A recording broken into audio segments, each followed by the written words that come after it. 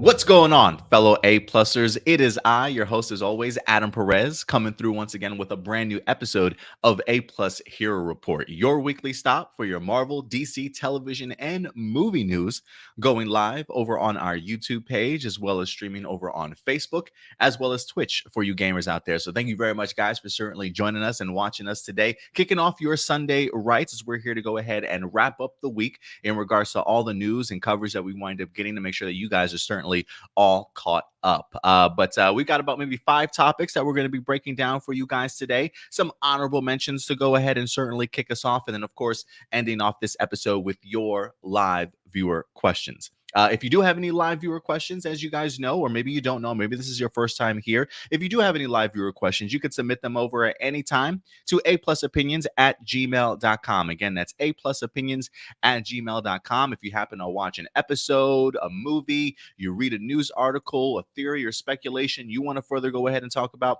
go ahead and submit them over to aplusopinions@gmail.com, and we'll definitely get to your questions at the end of the episode, guys. But it's not just myself here today. That's right. While we don't have the full crew here, we are certainly at least graced with the amazing presence of that of Mr. Stuart Branscombe himself. What's going on, Stu? Good to see you, buddy.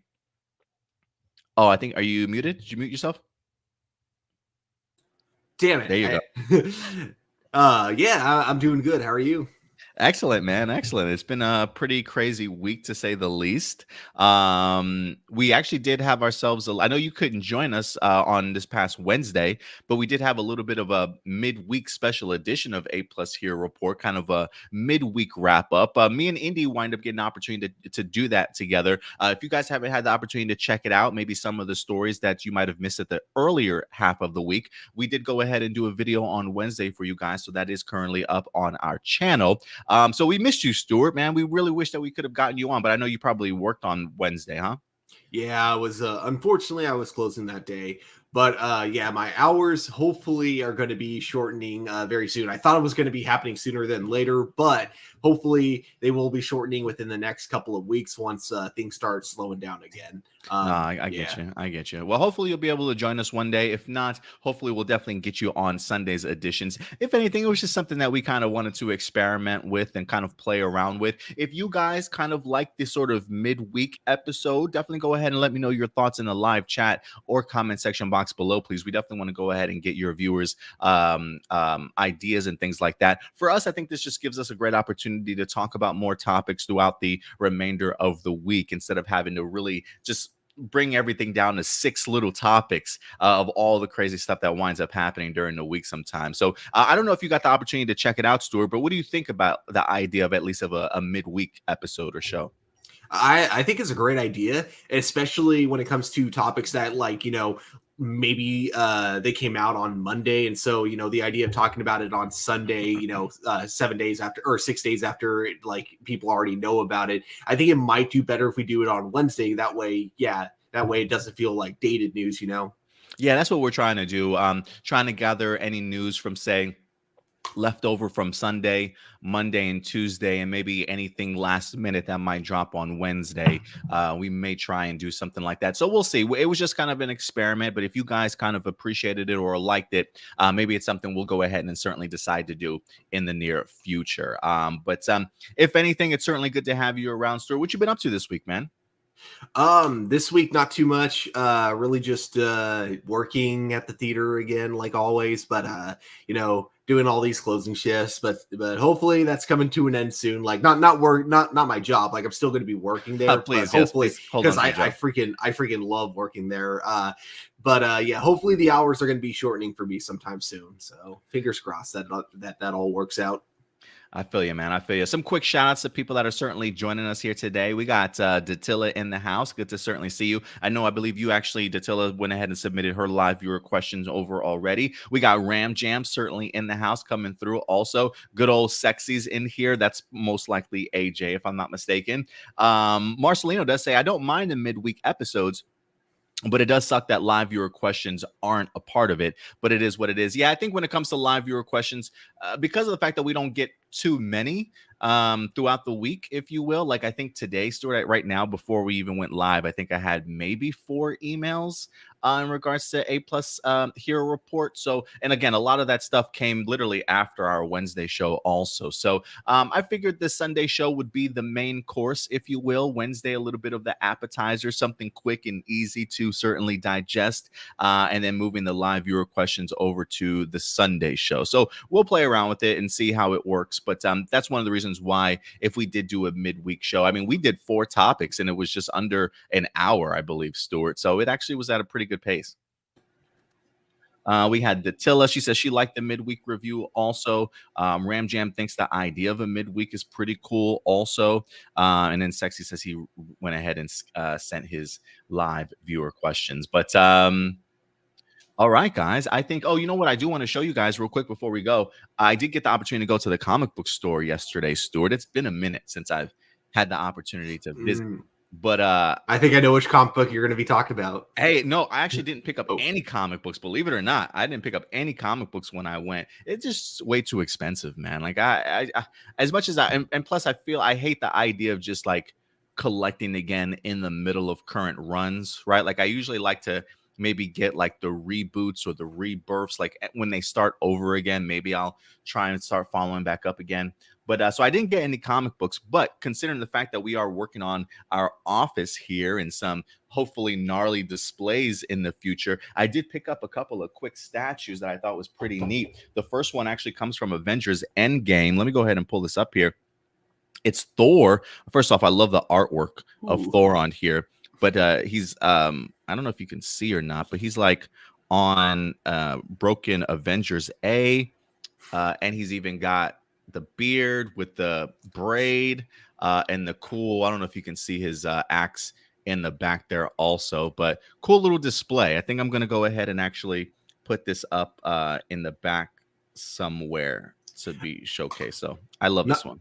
Not sure if this is going to be considered a hot take or not, but that is one of the things that disappointed me when looking at the upcoming Thor movie, the fact that they're no longer keeping the fat suit anymore. Fat suit. Yeah, I'm like, no, but he looks so good with it. He looked like an actual Viking, you know?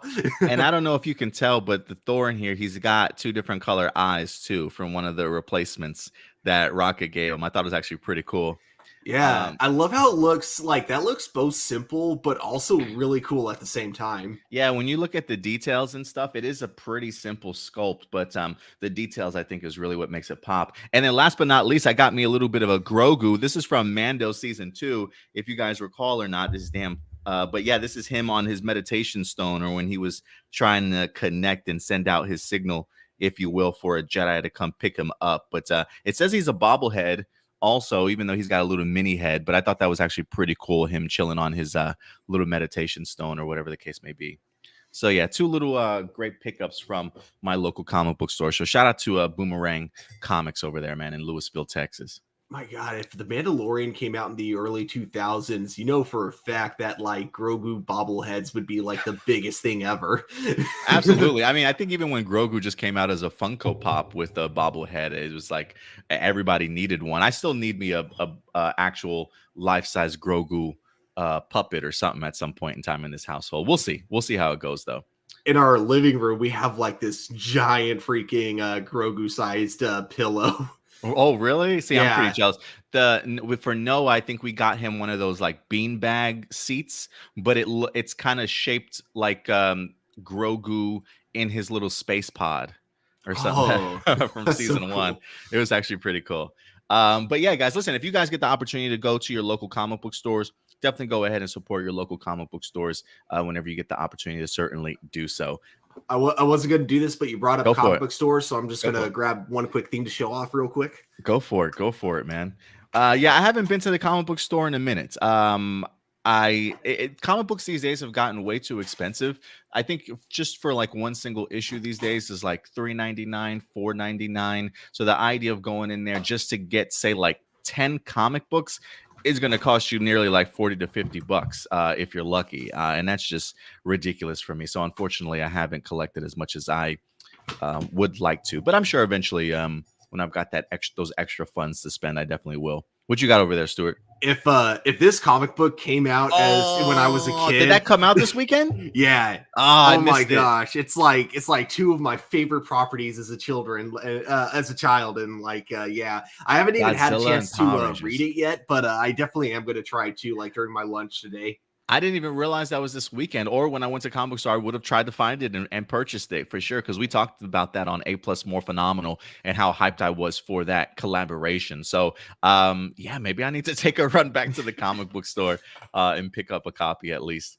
I Um, can't uh, tell you how many times I've actually debated about this exact fight with people oh, about who would Godzilla win versus between them. Power Rangers. Yeah, I get exactly. you. Let's go ahead and transition real quick over to honorable mentions.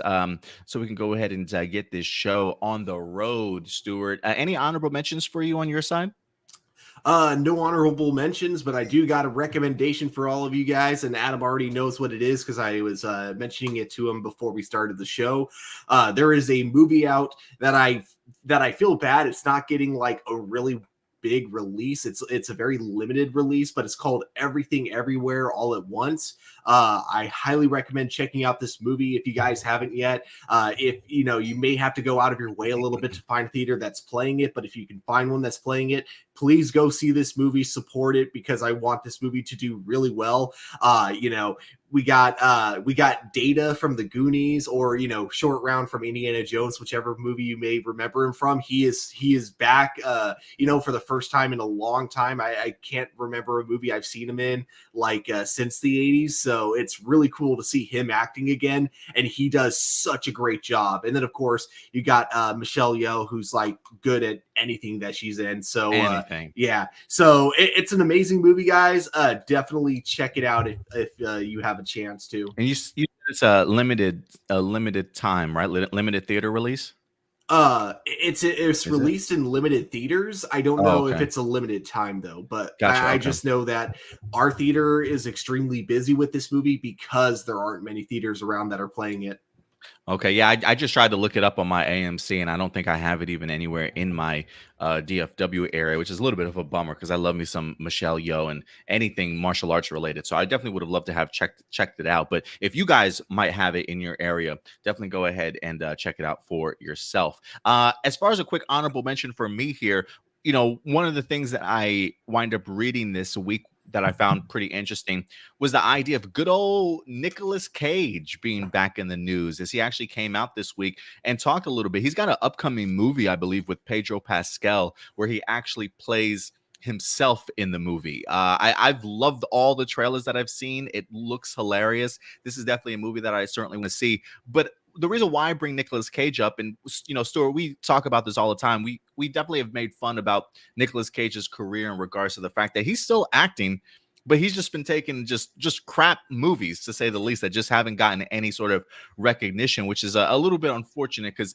I still think to this day that Nicolas Cage is one of the best actors over in Hollywood at this moment. But this past week, he actually opened up a little bit in regards to what's been going on in his life. So, Stuart, if we did have any questions in regards to what is Nicolas Cage doing, let me go ahead and tell you. It says, this is from Variety. He talks about all the roles that he's ended up doing. It says those roles piled up in the dozens as reports wind up surfacing that Cage blew his $150 million fortune. He owed the IRS $6.3 million in property taxes and was taking every role he could in order to get out of debt. He wind up talking. He says, I've got all these creditors in the IRS, and I'm spending $2,000 a month trying to keep my mother out of a mental institution. He says, and I can't. He says it was just happening all at once. So that's one of the reasons why he took all those movies. He says, when I was doing 4 movies a year back to back to back, I still had to find something in them to be able to give it my all. They didn't all work. He says they didn't work, all of them. Some of them were terrific, like Mandy, but some of them didn't work. But I never phoned it in. So if there was a misconception, it was that I was doing it and not caring. He says, I certainly was caring. So he does mention the idea that despite the fact that he did wind up doing straight to video, video on demand movies, good old Nicolas Cage certainly never phoned it in. Like when I think of Nicolas Cage, and I think of people that like phone it in. I think of Bruce Willis. Like Mhm. Nicolas Cage is never the first person that comes to mind, despite not seeing him in any big budget films. But considering the lack of, I guess you can say, reservation to not use all your money or not blow it. The fact that he also had to help pay for his mom inside of a mental institution, $20,000 a month, sort of thing. I can kind of see why he took as many roles as he did, Stuart.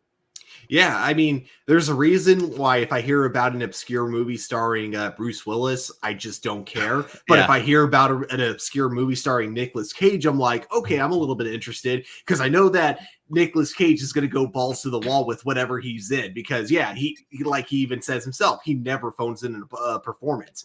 You got Willy's Wonderland, which was a really bad movie, but Nicolas Cage the entire was time, great in it. despite having zero lines, like you can just see he's bringing a lot of energy to that role the entire time. Bruce Willis, he won't even be like in the movie if they're doing like pickup shots basically. So Mm. if it's like a scene where it's him being shot from behind, that's never him. There's always like someone like as a double for him because like he wants to do as few shots as possible, as little work as possible because he just doesn't care. And I mean, on the one hand, it's like, okay, that's kind of fine that he doesn't care. But on the other hand, I kind of just like wonder, why do people keep hiring him, and why are people still seeing his movies, especially when he's very open about not caring, you know what I mean? Yeah, it could just be the name, the name power alone sort of thing. But still, Datilla says my favorite Nicolas Cage movie was National Treasure and Face Off. He did also mention in that interview the idea of a National Treasure 3. And according to Nicolas Cage, he does not see it happening whatsoever. Apparently, he's got some real animosity towards Disney and the way that they've kind of treated him over the years, sort of thing. I guess it's one of those things where, if you're not scratching Disney's back as much as you used to, they may not necessarily care about you and kind of move on. You know what I mean? So I think Nicolas Cage has some issues with Disney. So as far as the National Treasure 3, it doesn't really sound like it's going to be happening. Shout out to Michael Rhymes also for being in here along with good old Siler. Thank you very much, man. Appreciate you coming through. I genuinely didn't know that. I genuinely forgot that National Treasure was a Disney movie. Yeah, it's easy to forget, but I think it's over on Disney Plus. I could be wrong. I'm not sure where the streaming rights are certainly at yet.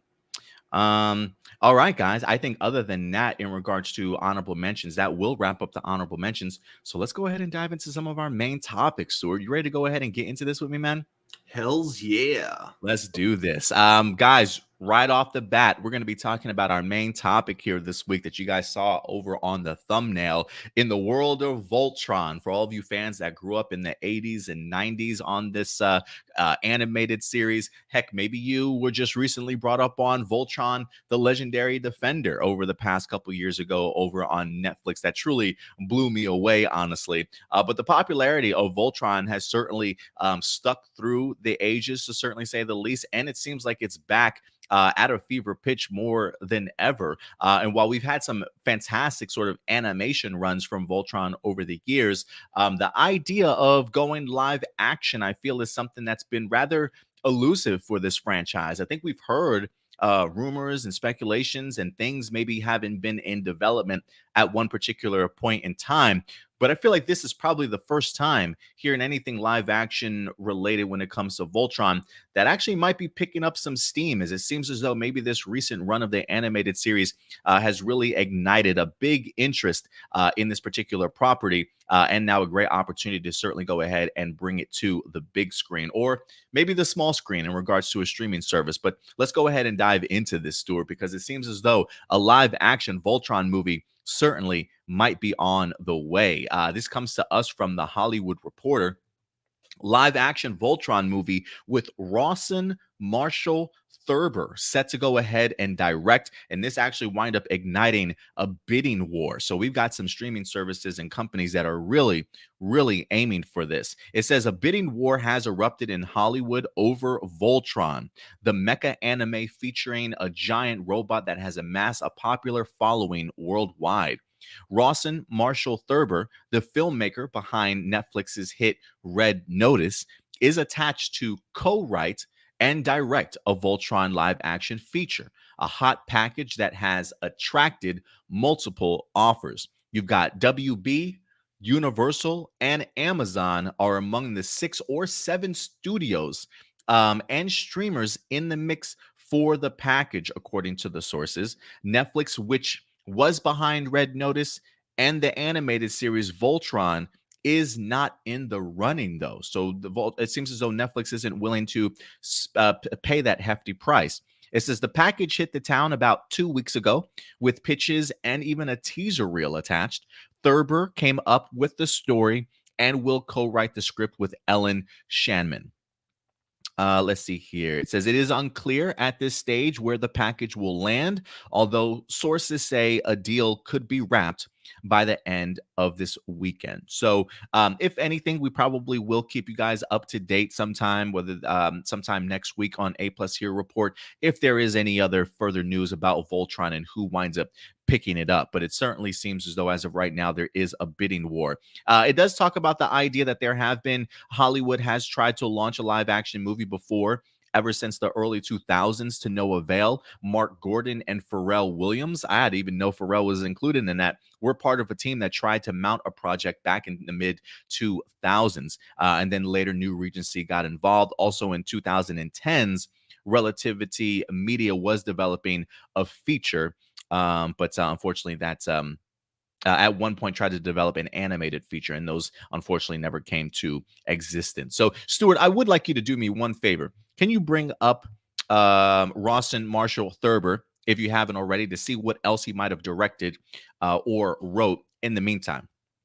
So, he actually it's weird because he has mostly comedies under his belt, but he does have a couple of action movies. He's got Red Notice and Skyscraper. the other Rock movie? Yeah. So I do think he can pull off action, but it's interesting because like I've noticed that his biggest strengths though are definitely when he does straight up comedies, because he's actually done one of my favorites. Do you ever watch Dodgeball? Yes. If you can dodge a wrench, you can dodge a ball. Exactly. Yeah. He wrote and directed that movie. Okay. So he definitely can provide the humor, and as a director, we can definitely see that he has definitely some action chops under him. If anything, I will say I think that's actually a pretty good combination, if you ask me. I mean, if you just based off of the most recent sort of live animated Voltron, there definitely is a great balance of humor in there, especially with Pidge and Hunk and Lance and things like that, right, for some great comic relief. But Voltron does have some incredible action, to certainly say the least. I'll be honest though, when it comes to this, Stuart, for me, I love me some Voltron. If you guys have ever followed me or have heard me speak about it before, I grew up as a kid watching the classics and even loved the most recent iteration of it. And the idea of something coming to live action, I think, is well overdue, if you ask me. I mean, I know it kind of lines up a little bit with Power Rangers, but maybe that's what's kind of pushing this forward. Maybe the idea that Netflix has already kind of got something like this, right? They literally just invested money with Hasbro to go ahead and pick up the Power Rangers cinematic universe.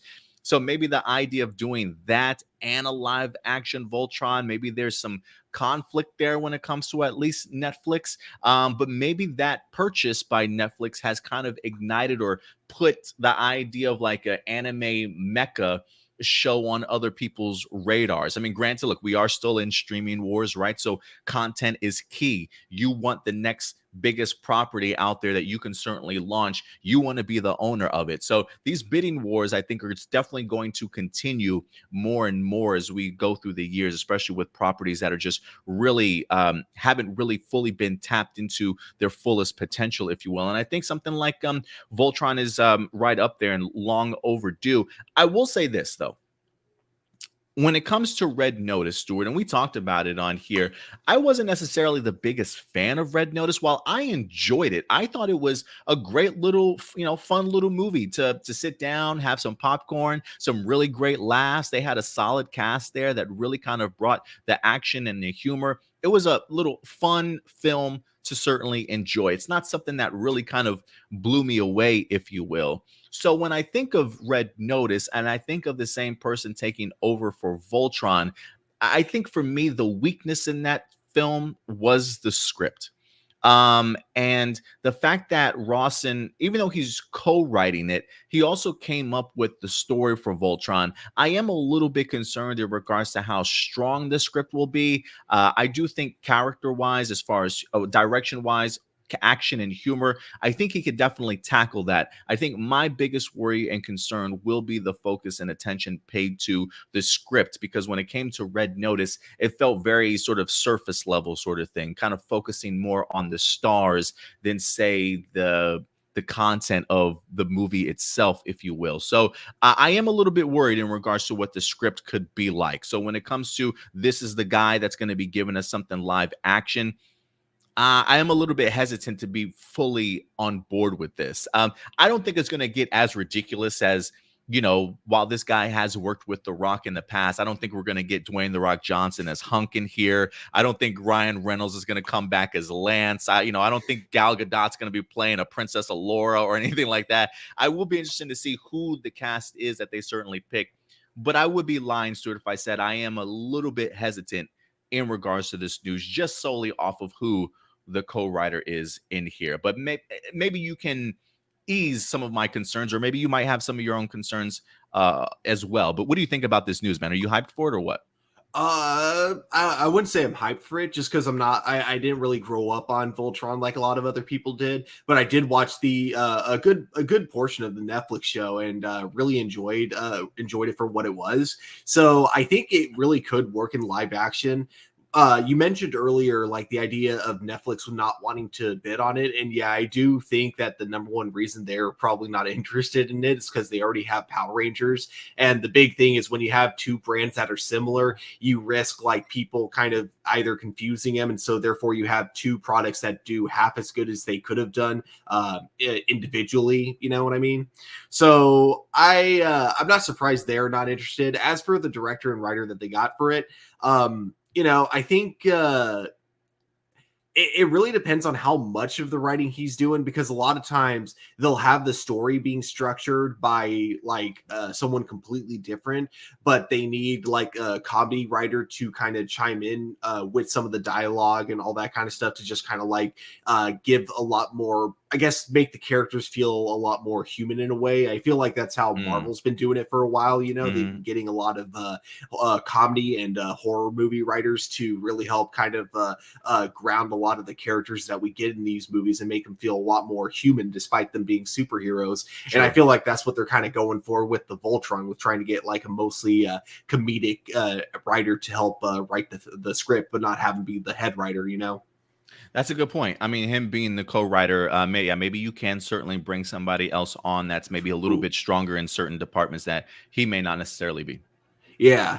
And then the last thing with you mentioning Red Notice, the script, I think when you have a movie with that many big stars in it at once, it's kind of hard to completely blame the writer when certain things are kind of like awkward when it comes to dialogue, because I feel like in those type of movies, they have like a general script, but it's written to be improvised, if that makes sense. It's written with the idea in mind that the actors are going to be improvising a majority of it. And so I think that's what kind of happened with Red Notice, especially when you had, Dwayne Johnson, Ryan Reynolds, and Gal Gadot all acting together. I feel like a majority of that script had to have been improvised. Mostly improvised with them. You definitely might be on to something there. But that does go to show just the idea that this movie would certainly have a significantly different approach, right? You don't definitely approach this movie like you would, say, a Red Notice. So definitely, there definitely could be some significant changes, especially when this feels like a much bigger ensemble cast. I definitely do think you've got a ton of just sort of space sci-fi lore that can really go into the world building for that of Voltron, which I think the animated series did really, really well at, a sort of thing. So I do think there's a lot of potential. I think the history of Voltron, the idea of the 5 robotic lions and stuff, just the history and everything that goes into it, I think can be really, really compelling for a great live action, whether that be movie movie or trilogy or cinematic universe. I do think that there's certainly a lot that can be mined when it comes to the Voltron series. But we'll definitely see. I want to go to some of your guys' thoughts in regards to this too. Ram Jam does say a live action Voltron seems like an interesting idea. It is fascinating to me, Stuart, the idea that we are getting into that age where these 80s and 90s television shows are garnering a lot more attention, right? I believe the Kong versus was it the Godzilla versus Kong guy? I believe he's attached to do a Thundercats movie. We also got Masters of the Universe that finally just landed its second actor to go ahead and finally play Prince Adam and He-Man, because that movie's in development. And now Voltron here definitely is picking up some momentum. What do you think about that in general? Adam, I didn't know you were a prince. I try not to brag, but it's kind of funny with those two movies in particular, because it's kind of like the Flashpoint right now. I'll believe it when I see it, because they literally, I remember talks, especially for Thundercats. I remember talks about this movie since 2008. And I think the reason that still hasn't gone through was because back then it was the writer's strike. But I mean, it's been over for years now, so there's really no excuse anymore. So I don't know why they still haven't pulled the trigger on it. Or actually, I probably do know why, because of the movie Cats. I bet you that made them go, okay, we need 10 years. Yeah, we need to rethink this whole thing. We can't rely on CG cat people, because that apparently scares people. Yeah, the CGI cat buttholes didn't work, I don't think. So they're like, yeah, we'll push back Thundercats for a little bit. Even though I'm sure never mind. I was gonna go someplace really bad, but never mind. Go there, Adam. Get us demonetized for good. I was gonna say, I'm pretty sure Chitara fans wouldn't mind that, but you're a bunch of freaks out there. But I will say, damn, I lost my train of thought now thinking about cat buttholes. What was I thinking about? I don't know. I lost it now, Stuart. It threw me off. Let me go tell us all how you're a furry now. No, I'm kidding. Nah, no way, man. No way. Marcelino does say, me and Stuart share something in common. We are not a huge fan of Voltron, but I will give the Netflix series a try. If you haven't checked out the Netflix series, please do yourselves a favor. You certainly will be a fan, or at least I hope you will be, Marcelino. I believe it's from the same people that wind up doing the Avatar, The Last Airbender animated series in Core, if I'm not mistaken. So if you're looking for a solid storytelling, great animation, they've got everything for you. And he says there's actually a second Voltron series that's forgotten called Voltron Vehicle Force. Yeah, I think they actually became vehicles instead of cats that needed some love and attention by either a remake or a reboot. Yeah, I think it eventually, I don't know if it was if it ended up, can't remember if that ended up being its third or fourth season or something like that, or if they just went on to make a completely new series or not. But I remember as a kid having a small, maybe 6-inch figure of the Voltron Vehicle Force. I don't even remember where I had it, and I don't even know if I knew it was a Voltron Vehicle Force toy until I eventually got older and made the connection, oh, that's what that mecha was. But yeah, very much forgotten about.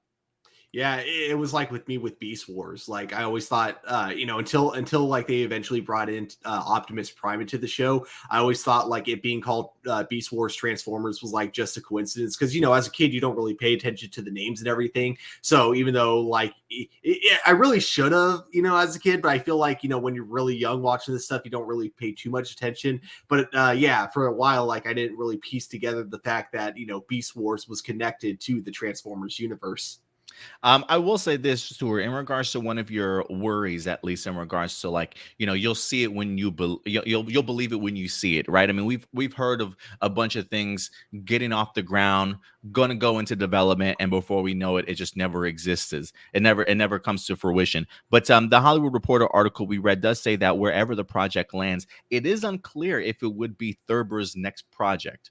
It says Red Notice, released in November, stands as the biggest Netflix original movie of all time, according to the streamer. Thurber is writing and planning to shoot back-to-back sequels, but those are still in development. A race for his services could certainly ensue. So it seems as though he does have a lot on his plate as it is. But I do think the success of Red Notice alone and what it's done for Netflix, I think people are definitely going to be willing to pay a hefty price for this movie, especially just based off of the connections and the people that he knows in Hollywood and who he could potentially sort of bring in for this particular movie. So I do have a feeling that this movie will happen just based off of what we've seen from him in Red Notice and maybe the anticipation for what else he can certainly create. But as far as when he's going to get to this movie, Stuart, I think that's probably the biggest concern, right? Is like, how long is it going to take you before you actually come back around and revisit this project? So that is a little bit of a worry. There is another movie he's working, or not movie. There's also a TV show he's working on, which is interesting because there's a movie coming out of it as well. He is currently developing a Dungeons and Dragons television show. So I'm wondering if like this movie is going to be kind of like a fallback for him. Like if the show for Dungeons and Dragons doesn't go through, maybe he'll use this as kind of like a backup plan. You know what I mean? Do Voltron over Dungeons and Dragons. I think we're already getting a Dungeons and Dragons movie. I think Paramount's putting it together already with Chris Pine, if I'm not mistaken. I keep forgetting he's going to be in it. Yeah, so yeah, just drop that Dungeon and Dragon TV series. But yeah, guys, let me go ahead and let certainly know your thoughts. Ram Jam says he didn't mind the Netflix Voltron. It was okay for him. He's still a fan of the original 80s Voltron. It's been a minute since I revisited the 80s one, but maybe it's about time too. But look, guys, at the end of the day, these are just simply our A+ opinions. We want to know yours. What do you guys think about a live action Voltron movie? Do you think it'll ever be made? When you see who's attached to direct and write, are you confident in it, or is it at least an interesting concept for you guys that you certainly would like to see? Go ahead and definitely let your thoughts be known in the live chat or the comment section box below. And Stuart, with that, we will move on to our next topic as we dive into the world of the good old MCU. That's right, Marvel Studios is in the news this week. For those of you who don't know, this week, I believe, Stuart, is the debut and the premiere of the Moon Knight Disney Plus series, starring Oscar Isaac, which I'm really, really looking forward to. I believe it winds up dropping on the 30th. So certainly go ahead and mark your calendars. We will be doing reviews for Moon Knight here on APlus Hero Report for you guys. If anything, they might be dropping. They probably will be dropping either Wednesday or Thursday for you guys. So certainly go ahead and stay tuned to that. But the reason why we bring up Moon Knight, not just to go ahead and give it a little bit of a promotion. Can I interrupt for one moment? Interrupt. Feel free to, sir. All What's right. up? What you got? So question for the Moon Knight reviews, were you planning on reviewing them live? I usually was going to try to, but I don't know. What were you thinking? I was just wondering if I could join you with those reviews. I can't say for sure, but I'm really hoping I'll have more availability next week. So on Tuesday, I'll be able to give you what my schedule is for next week. And Okay. if it's available, would you be interested in reviewing it together? Would that be on a Wednesday or Thursday? So I'd be getting my schedule information the Tuesday before, so I'd be able to kind of that's the one thing. It would be very short notice on whether or not I'd be able to join. Okay. But I would be able to let you know Tuesday.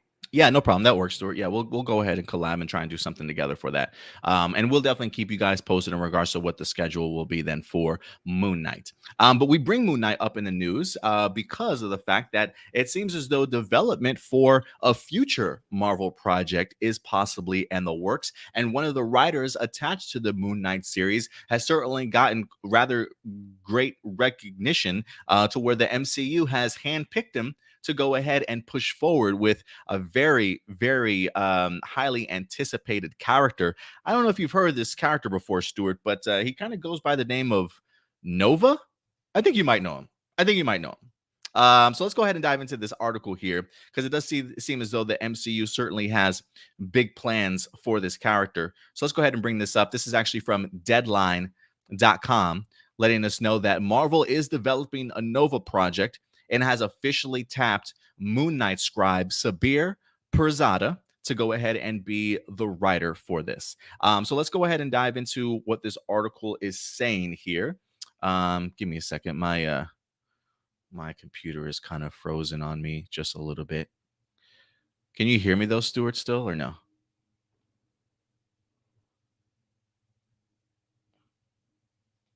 Sorry, I totally forgot that I was muted. Yeah, you look. Yeah, you're working fine on our end. Okay. Yeah, for some reason it's not letting me oh, there we go. Okay, here we go. It says this is an exclusive report. It says Richard Rider, aka Nova, looks to be joining the MCU as sources tell Deadline that Marvel is developing a Nova project with Moon Knight scribe Sabir Pirzada on board to write. It is unknown for now whether this will be developed as a feature film or a limited series for Disney. As always, Marvel Studios president Kevin Feige will go ahead and produce.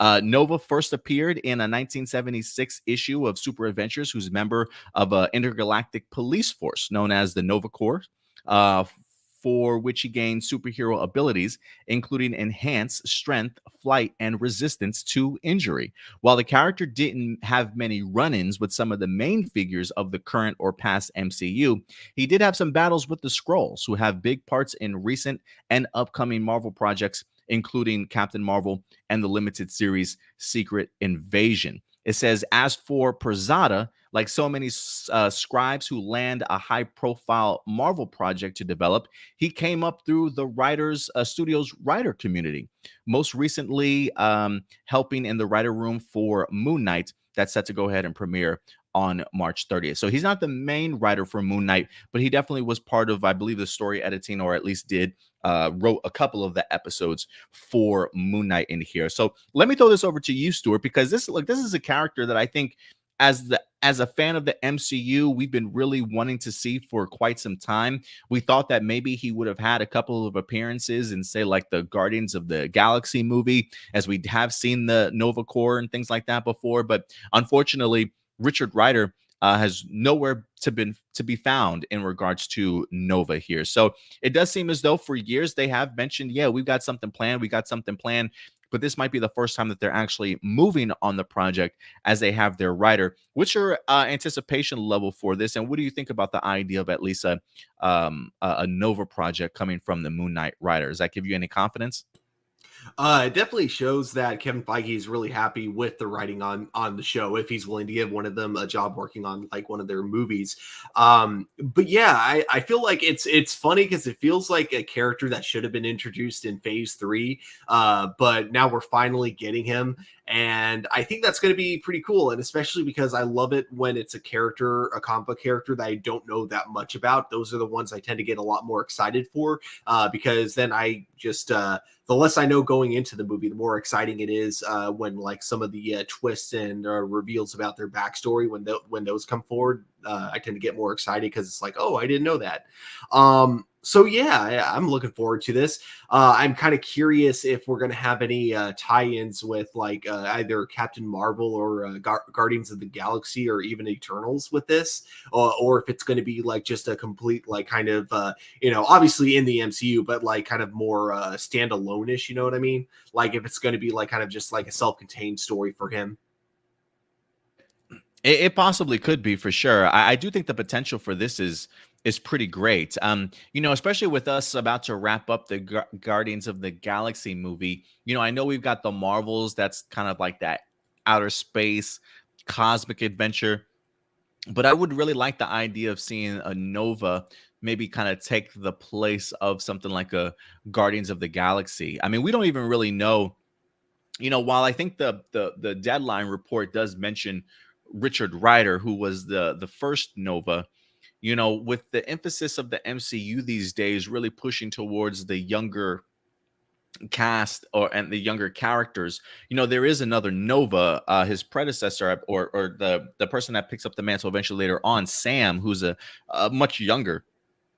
I would be interested to kind of see if they introduce both characters in here. While Nova is a character that I'm aware of, I don't necessarily know all of his past, so I don't really know exactly the connection or the relationship between, say, somebody like a Richard and a Sam, who eventually becomes a Nova himself. But I do wonder if there's a script that could be put together to maybe introduce both characters and maybe have a mantle eventually sort of passed down. We'll definitely see, because it does seem as though the MCU is trying to get a little bit more younger with their characters. But For me, I think this, in agreement with you, Stuart, I do think that this means they have all the faith in the world when it comes to Moon Knight. They must really love what they've seen. First reactions from Moon Knight have been pretty incredible, if you ask me. But then again, most first reactions I feel like tend to be, so take it with a grain of salt. But if Marvel is picking this guy up, they clearly must like the way that he handles some of these characters. And so it does make me wonder what type of series Nova is going to be. Will it be a little bit darker? Did Sabir Prasada, did he write something a little bit more, I don't even want to say lighthearted when it comes to Moon Knight, because that whole series just feels like an entire mood. But I would be kind of curious to see what that means for a character like Nova and what type of story that will bring forth for him. But I think anybody that is a Nova fan is probably going to be excited for this, but still hesitant because we've been asking this for a while. But it seems like it potentially has. I have more belief in this actually happening now than ever before. So I'm actually pretty glad we finally got some movement. Yeah. Yeah, definitely. I'm definitely intrigued going into this movie for sure. It seems like it's pretty far off from other information and news dropping. Like, we don't have a cast announced. We don't know who's going to be playing Richard Rider. I don't even know if that's exactly who's going to be the main Nova, or if that's just what Deadline is certainly assuming. It did say per their sources, though, so they certainly might be onto something. But once we get further development, we'll definitely go ahead and continue to let you guys know. But Nova is definitely a big enough character to definitely get hyped about. But we'll definitely keep you updated once more information arises. But yeah, go ahead and certainly let us know your thoughts. One of the Moon Knight writers has been attached to Nova. Are you excited? Are you pumped? Are you hesitant about it? Definitely go ahead and let us know your thoughts in the live chat or the comment section box below. And Stuart, with that out of the way, we will go ahead and change course here a little bit and dive into the DCEU. That's right. Let's get into some Detective Comics, if you will. Some Warner Brothers talk here. We got two topics in regards to Warner Brothers we wanted to bring to your attention, and one that I'm super thrilled to be talking with you about here, Stuart. For those of you who have not seen The Batman, spoiler alert, just to go ahead and give you a big heads up here. Okay, so spoiler alert if you have not seen The Batman, as we're going to be talking about it heavily for the next few minutes here. As this past week, Stuart, I'm not sure if you had the opportunity to check it out, but good old Matt Reeves is back in the news as he wind up actually dropping a 5-minute deleted scene clip from The Batman of, I think it's Barry Keoghan's Joker. I could have completely butchered his last name. I don't know how to pronounce Barry's last name. But Barry as the Joker, we got ourselves a chilling and terrifying 5-minute clip of their encounter together. If you haven't had the opportunity to see it, I definitely would recommend checking it out over on YouTube. I did not put a link in the description box below, but I certainly might after this particular video airs, if you guys certainly want to go ahead and check it out for yourself. But I definitely want to go ahead and talk about it a little bit because Matt Reeves did go ahead and talk about Barry in regards to how he got his scars, along with the backstory for the Joker in here. But let me ask you, Stuart, did you get the opportunity to check out this 5-minute clip? Yes, I did. So before we get into the article, I do want to know, what did you think of it? Okay, so this is going to be kind of a little bit of a hot take, maybe, or maybe others will agree with me. I thought for what it was a really cool short clip on its own, but I'm really glad it wasn't in the movie because I feel like it would have kind of distracted a little bit too much from like the story that was actually kind of going on with the Riddler. I think people would have been too excited to see the Joker and like no one would have cared. So I'm glad it wasn't in the movie, but at the same time, I thought this was actually a really, really cool scene, and I love the makeup that they had for the Joker. It kind of reminded me of Gotham, how they made the Joker like just ugly and really hard to look at. That's definitely the same vibe I got with this version of the Joker that we see here. So overall, I thought it was really cool. Although I will say this, even though I'm kind of glad it wasn't in the movie, I definitely would have preferred that scene to the scene that we got with him in the movie, with him and the Riddler at the very end. Wasn't a big fan of like that scene in particular. So I kind of, if I had to choose between the two, I would have chosen this one. But yeah, overall, really cool. Yeah, I get like death in the family vibes from this Joker for some reason. The most recent storyline by Scott Snyder where we've got the Joker, that cuts his face off, and then like puts it back on and stitches it on sort of thing. Like it's just that very disturbing seeing all those scars and stuff, his deformity and things like that. Just a really interesting take, very grounded take, if you will, on the Joker character. I think Barry Keoghan looks fantastic in the makeup. I think they did a really good job. For some reason, the vibes I get are also like killer clowns from outer space. I don't know why I get those vibes from just his face alone. But I really love these 5 minutes. But I am in agreement with you, Stuart, that I'm kind of glad that this scene is not in the movie, because it definitely would have taken away from just the impact and the power that the Riddler is. While I appreciate the true detective or mind hunters aspect of it, the idea of like going to another psychopathic serial killer and trying to have him help, help you figure out, what the motive is of the Riddler. I think the purpose of that scene is sort of already explained, or the same thing is kind of pushed forward in the Riddler scene where we have Batman confronting the Riddler, right? That scene is meant to showcase to us that the Riddler and Batman are truly not that far off from each other, why the Riddler views the Batman as his partner, or the fact of them being sort of on the same level. They are very much vigilantes, but it is the Riddler who is going above and beyond that. And so to kind of see the Riddler's reaction to Batman not being capable of seeing the parallels between the both of them, I thought was a really great scene. But this Joker scene sort of already does that job of, or the Riddler scene already does that job of what this Joker sequence is, of the Joker just blatantly putting it out in his face. But I did love the little lines of, you're I don't remember if he says you're jealous, or he's thinking about the idea that maybe the Riddler is right in the way that he's kind of handling things. And to be able to really just give Batman the big mind F in here, I thought was really great. So great scene, but I'm kind of glad that it's not in the movie, believe it or not. But I would agree with you too. I prefer this scene over the last sequence between him and the Riddler together over in Arkham. So, but great stuff though, man. Very chilling. I loved his version of it, and I don't know if it's something that we're gonna see again or not. Matt Reeves has come out and talked about that. It wasn't meant to be just an Easter egg.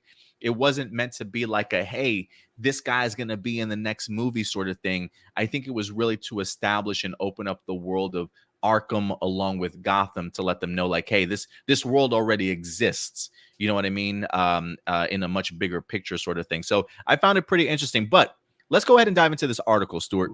And then after you read the article, remind me, because I have a theory on how they're going to utilize the Joker in the sequel. Go ahead. What's your theory? Oh, no. After the article, though. Oh, okay. Yeah. Let me go ahead and pull this up here. This is Matt Reeves talking about how the Joker winds up sort of getting his scars. It says in an interview with Variety, the Batman director broke down the comic book tentpole ending and the ambiguous Joker cameo. Reeves said that at the time it was intentional for Keoghan's Joker to break the tradition when it came to the villain's physical appearance. This Joker did not fall into a vat of chemicals or have an open-ended reason for being scarred. Reeves says it's like Phantom of the Opera. He has some sort of disease where he can't stop smiling, and it's horrific. His face is half covered through most of the movie. It's not about some version where he falls into a vat of chemicals and his face is distorted, or what Christopher Nolan did, where there's this mystery to how he got his scars carved into his face. He says, what if this guy from birth had this disease and he was cursed? He had this smile that people stared at that was grotesque and terrifying.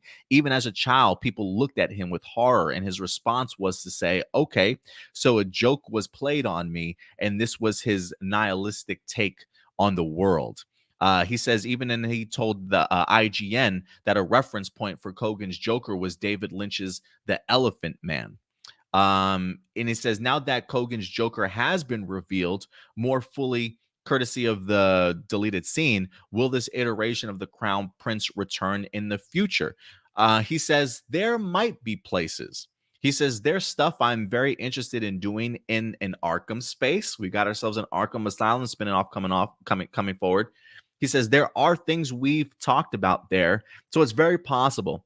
It also isn't possible that there is a story that comes back where Joker comes into our world. So it seems as though he's pretty open to the idea. He's not necessarily suggesting that he's immediately going to be the sequel's villain. I think there's probably some other rogues gallery characters that maybe Batman fans would certainly like to see. I don't know if it's a case of the Joker being a little bit too played out or too many iterations so quickly. But it seems as though Reeves is at least uh, conscious of that, if you will, Stuart. So the fact that he's playing around with the idea of maybe putting him in an Arkham Asylum space on HBO Max, maybe he does pop up into the story somewhere else. How would you like to see his character return, if at all, Stuart? And I say this only because the Joker is just the most used character in Batman. I don't want to say overused because of course Right. people love the Joker and it makes sense why they want to keep capitalizing on that. But I do think the easiest way to be able to have your cake and eat it too is if they wanted to, both in the Arkham series or in the Batman spinoff, give him a Hannibal Lecter type of role. Have him kind of just I be love there. that.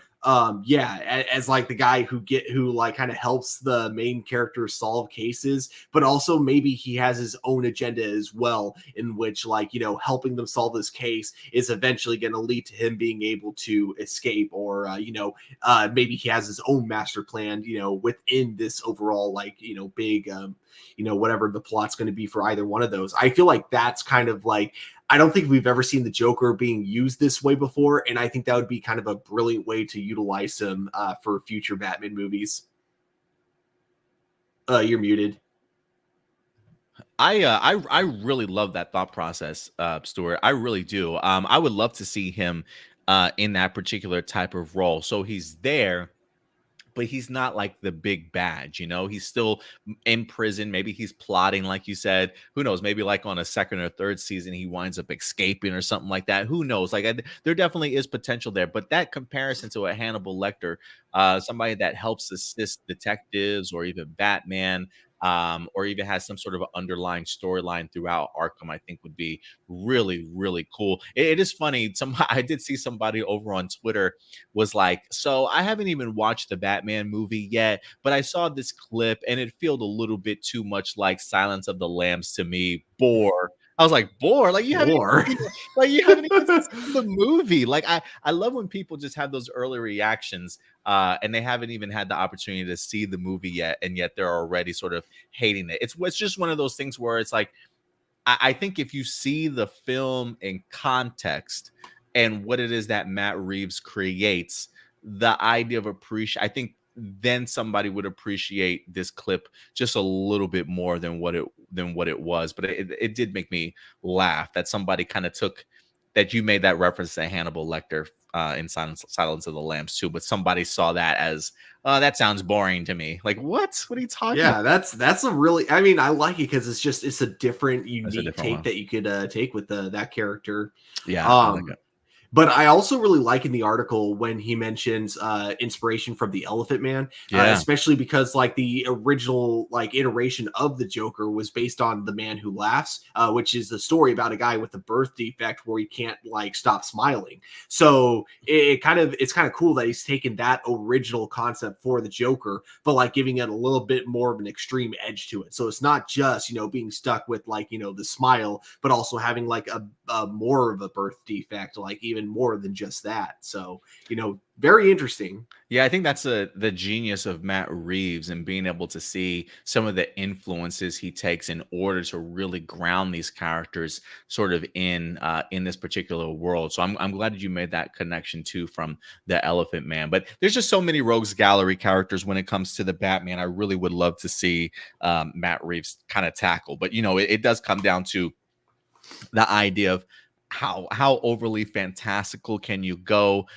how much can you rein that in to really bring a good balance to some of these villains. But we'll see what happens here. I am glad that Barry Keoghan's Joker at least got some spotlight and some shine so we can kind of see what he's kind of capable of in that role. And you know what's crazy? I didn't know, like when I saw the Batman, me and the girlfriend assumed that the person that was talking to the Riddler was the Batman. But at the time, I didn't know who certainly played him until I actually went ahead and looked it up for myself.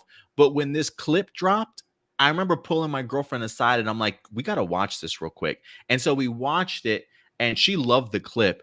And she immediately was able to figure out that the guy was the guy from the Eternals. And I'm like, how the hell did you know that? Like, I could not pick up on his voice. I could not pick up on his facial features. It was just really hard for me to tell who it was. But I was like, damn, girl, I'm impressed that you were able to pick up on him. But I really enjoyed the performance. A very unique take on the character for sure.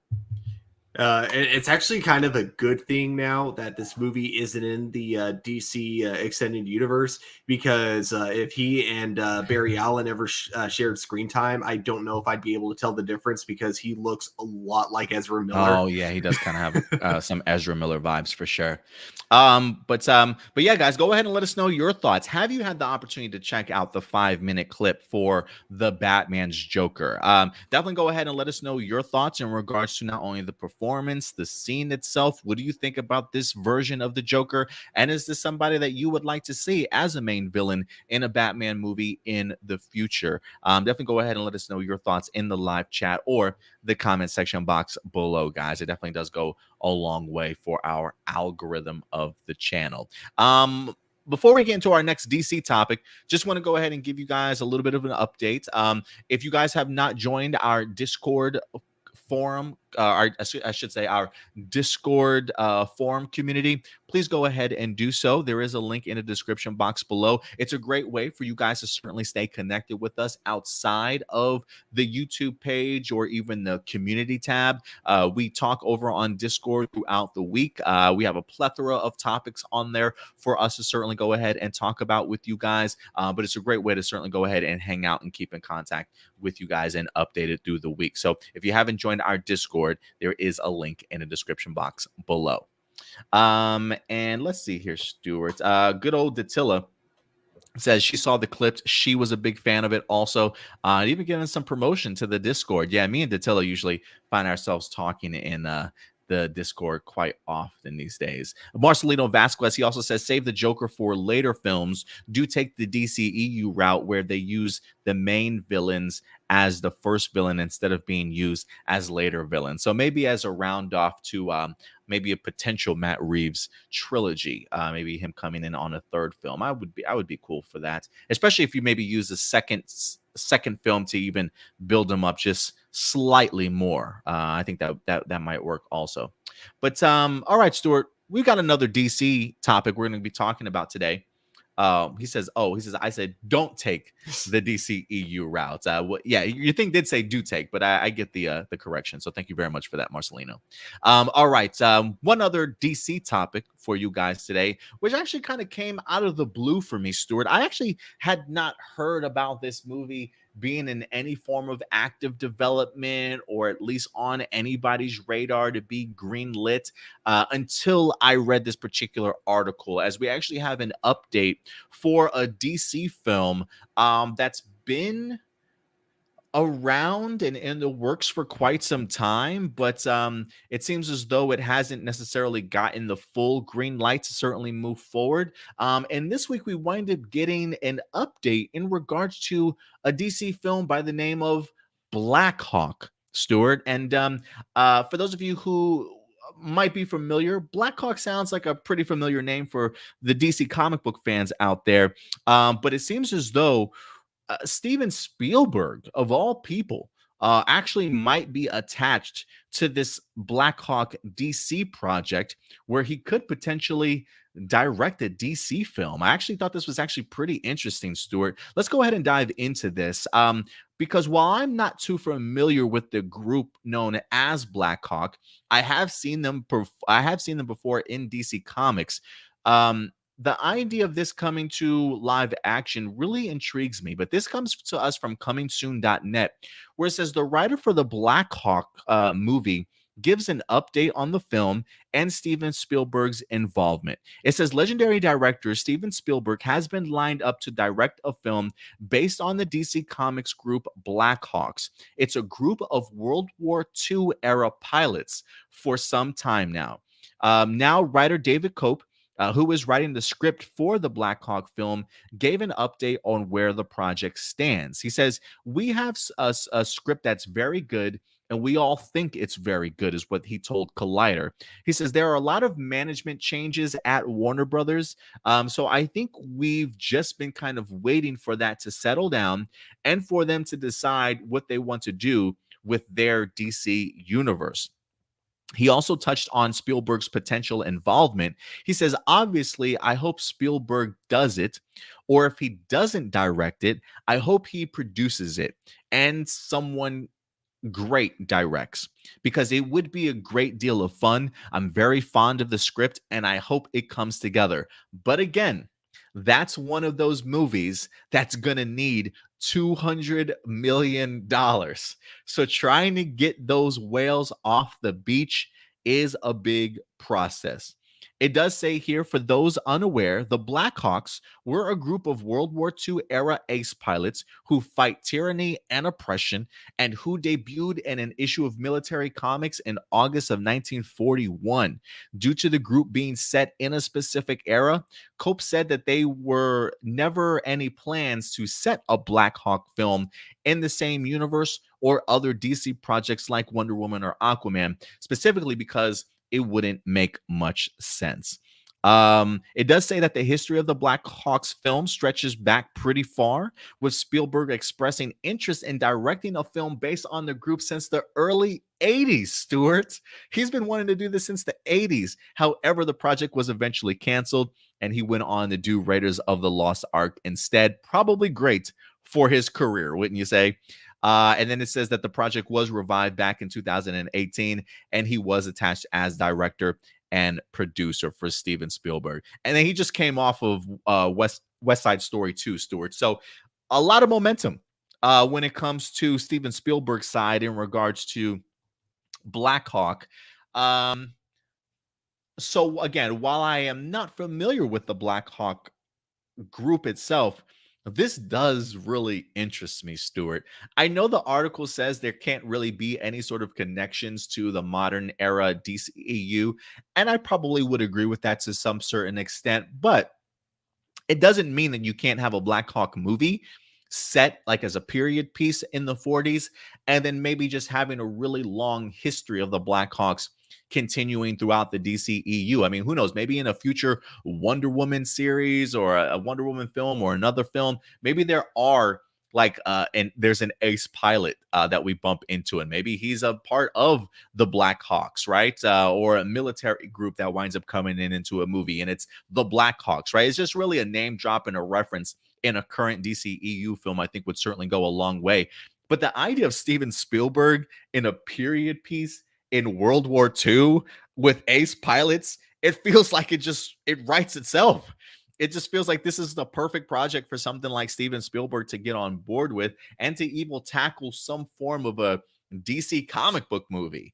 Granted, it would certainly be his own flair and his own taste to it, but if you can get some really grounded characters like that, and put together a great ace sort of pilot World War II film, I'll eat it up, man. I mean, I get vibes of like Pearl Harbor, any big bombastic sort of World War II movies that we've had out of there. The Tuskegee, was it Tuskegee Gentlemen or the Tuskegee Army? I can't remember the name of the movie that we wind up getting years ago, but I'm a sucker for a great World War II. Even like the first Wonder Woman kind of dabbled in that a little bit when it comes to World War One, at least. So I do think that there's a really great chance of this happening. I really do hope that it certainly comes to fruition.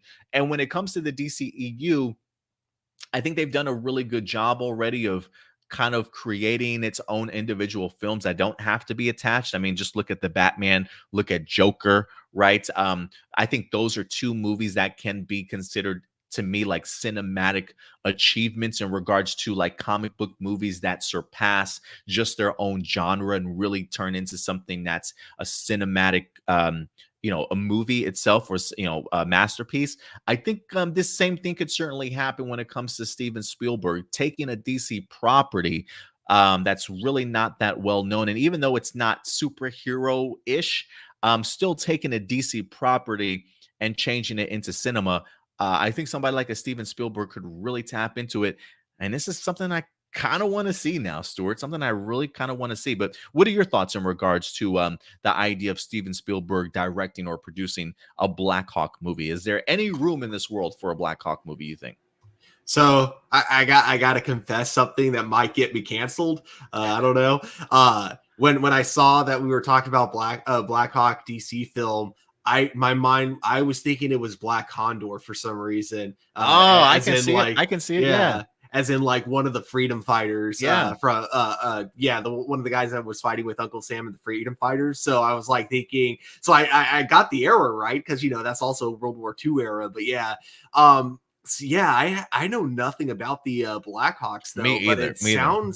it sounds intriguing, and I think what's cool about this, and especially if they got Steven Spielberg attached, is that they could totally make this movie without wanting to initially connect it to the larger DC extended universe.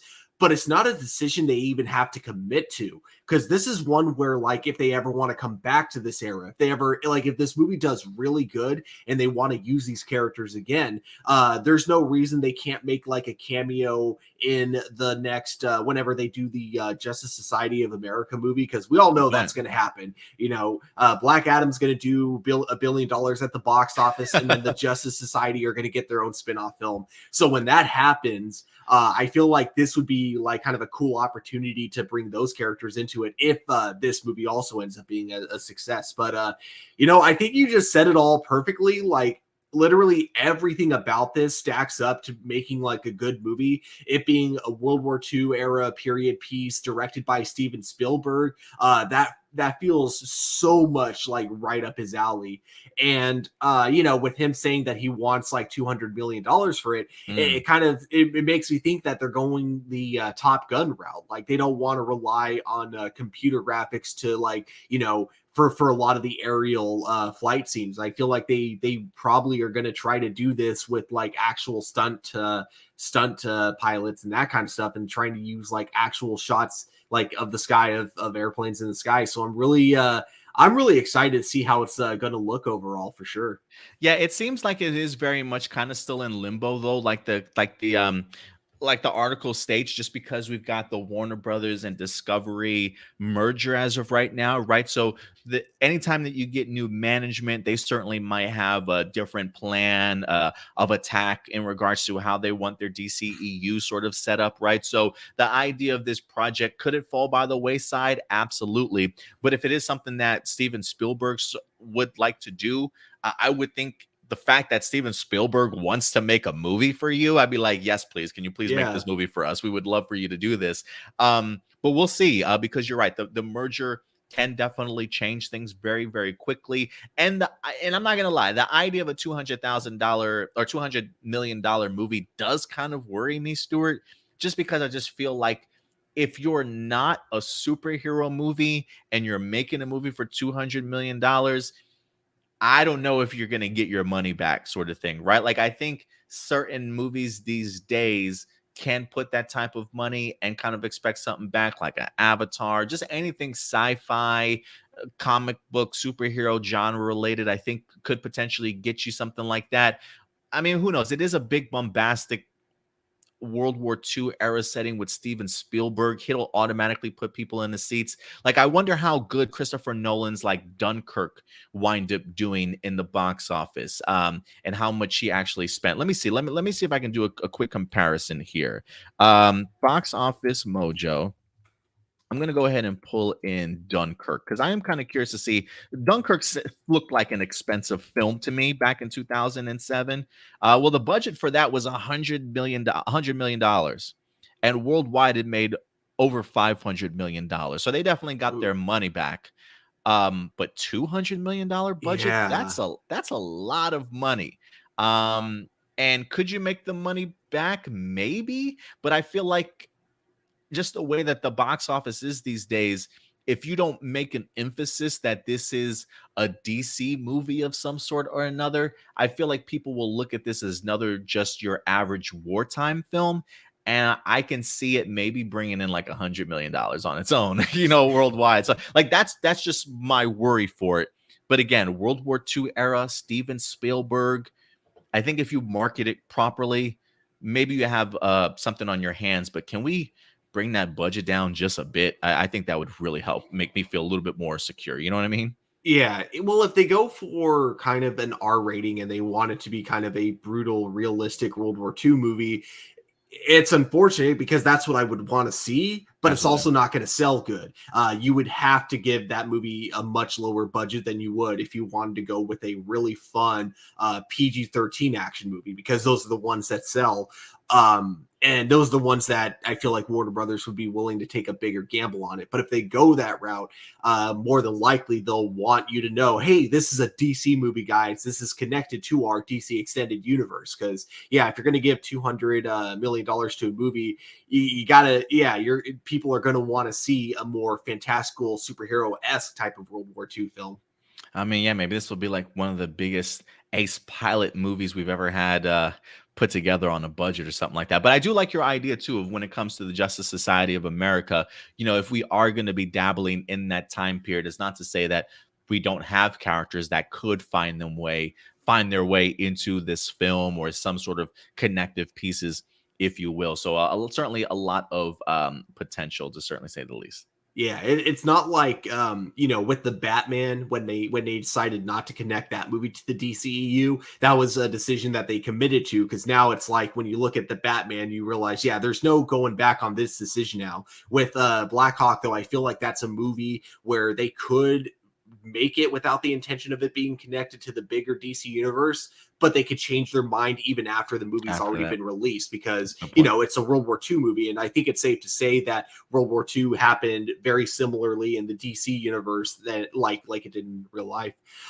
If this movie does go through, what would you think of Vandal Savage as the main villain? Ooh, that would be kind of cool. I would love to see Vandal Savage brought to the big screen.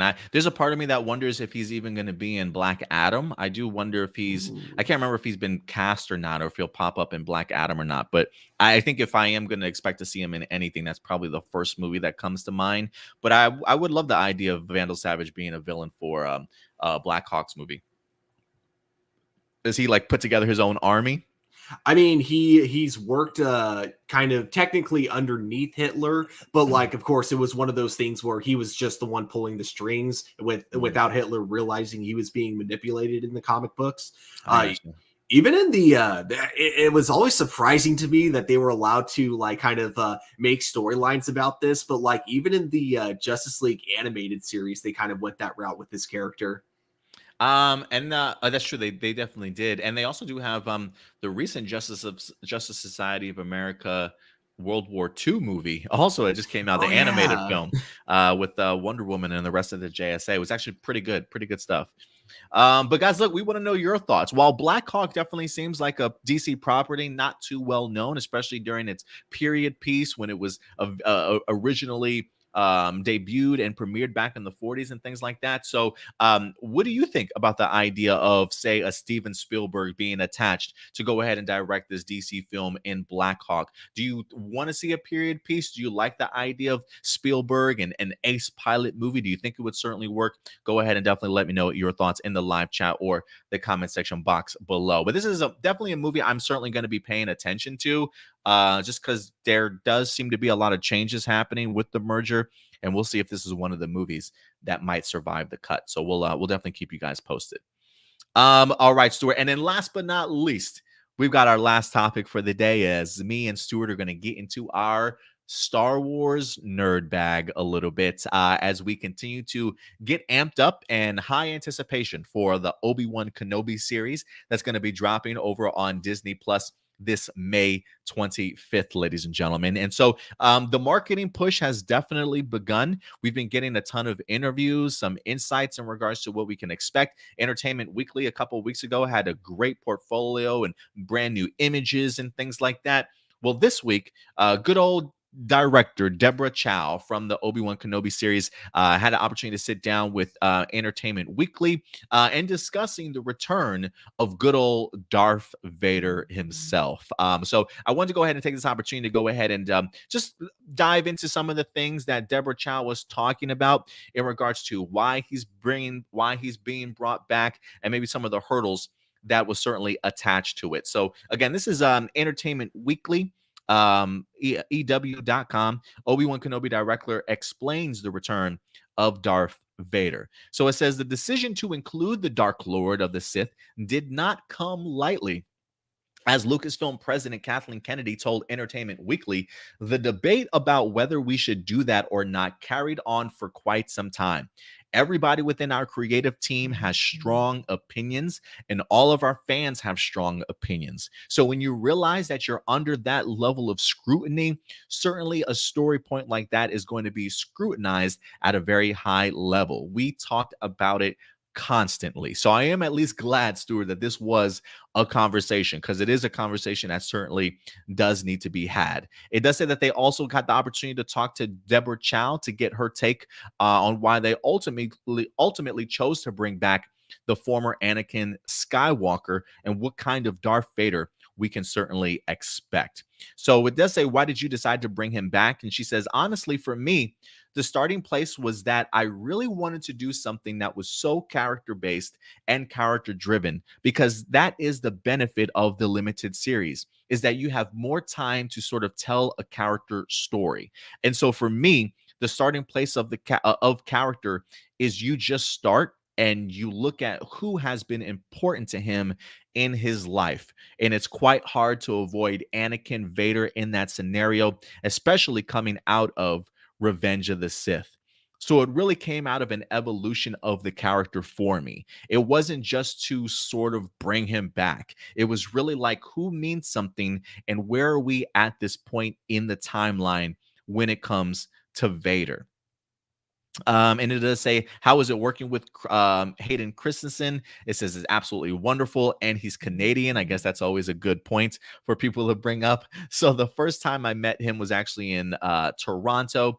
It was really nice because we sort of met up in Canada, and obviously both people like Ewan and Hayden, they've been these characters for so long, and they obviously did them in the prequels. And they live with these characters in their lives for so long that they just know each other so well, which makes it so helpful in terms of the creative. So let me throw this to you. There's plenty of more in here to definitely dive into, which we will. But just hearing her reasoning behind bringing back Darth Vader, what do you think about it, Stuart?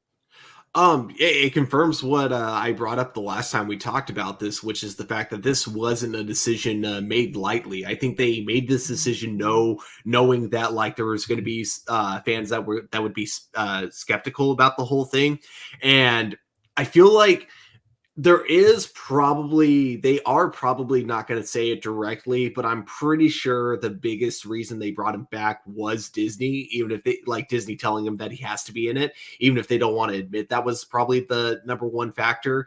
But like, regardless, the fact that they're, taking this time to make sure it's done right, to make sure it makes sense to the story, it makes me, more excited than anything to really see him come back into this. Because, I feel like if this was just one of those, another one of those projects where it's like it's made by someone who's really going for the marketing value and not for the story value, then you would get that feeling that Darth Vader is literally only there because of the name value and nothing else. But here it really feels like they have a great story explanation as to why they really want to bring Vader back, and I'm all for it. Yeah, I'm all for it too, man. And just diving back into the article a little bit, it does say what kind of Vader will we see here on the show. We only saw him for a few very quick scenes at the end of Revenge of the Sith in that armor. So where does he pick up 10 years later? It says, well, for us, it's very similar to Obi-Wan in the sense that he's in between these two trilogies. So it isn't just the New Hope Vader quite yet. He says, so we are with the characters sort of in the middle of this period. It is still Vader, obviously, but it's a Vader that isn't quite as fully formed as A New Hope. And I'm really excited to kind of dive into this version of of Darth Vader, honestly. For me, I think of clearly Revenge of the Sith, like she mentions. And then from that point, the next time that we see Vader, at least live action wise, is Rogue One, which he had a great great scenes in that movie also. But it's really that in between, that what 15 to 18 year maybe time period that takes place. That as a big Star Wars novel fan myself, there was a great book. Let me go ahead and grab it real quick. Hold on a second.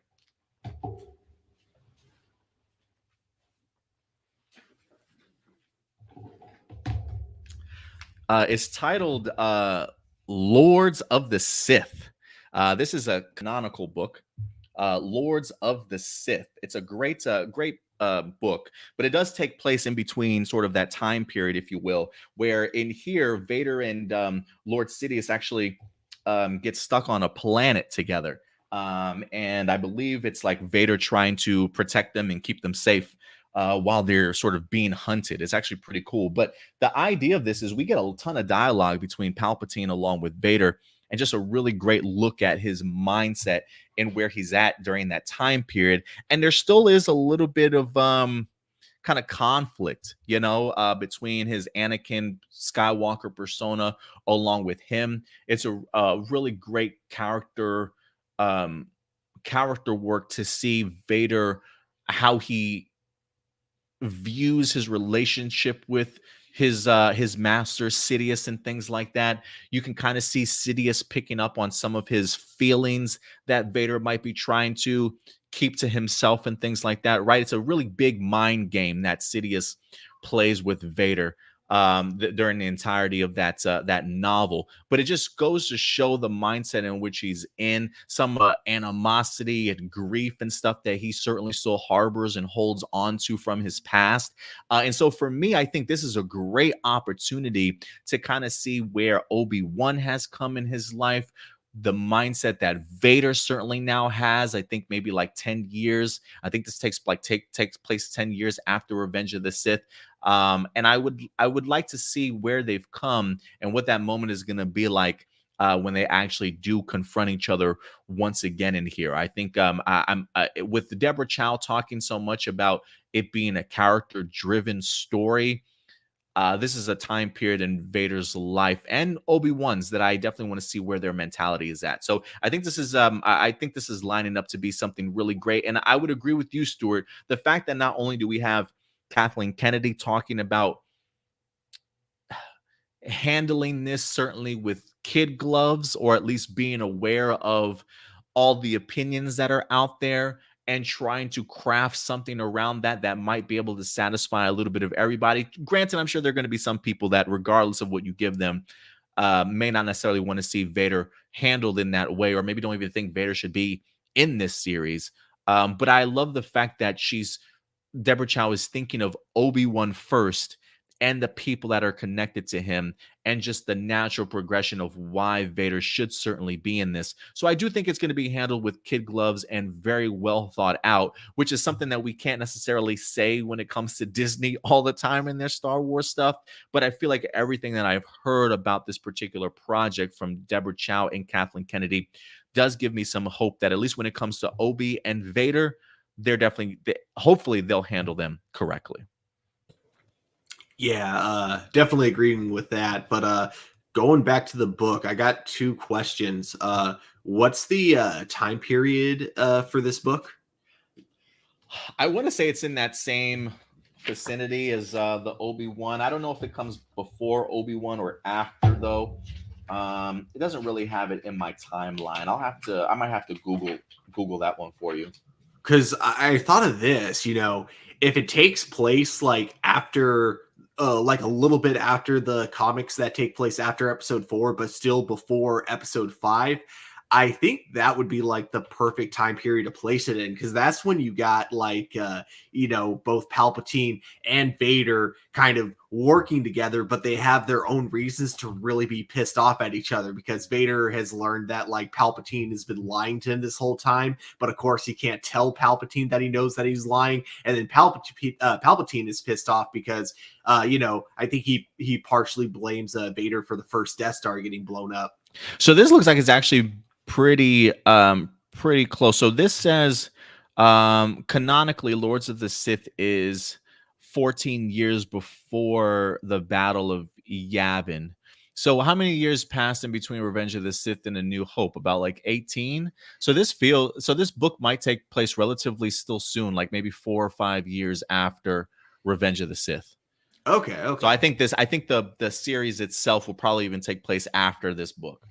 Yeah, that makes sense then. So yeah, he's very much still kind of young in his time of being Vader. But if you guys are looking for, I always tell people all the time, like if you are fascinated in Star Wars novels and you're a little bit intimidated by Star Wars canon, if you guys do want some really great sort of first time novels to pick up, Lords of the Sith, great easy read if you want to get in on some dark side user storylines.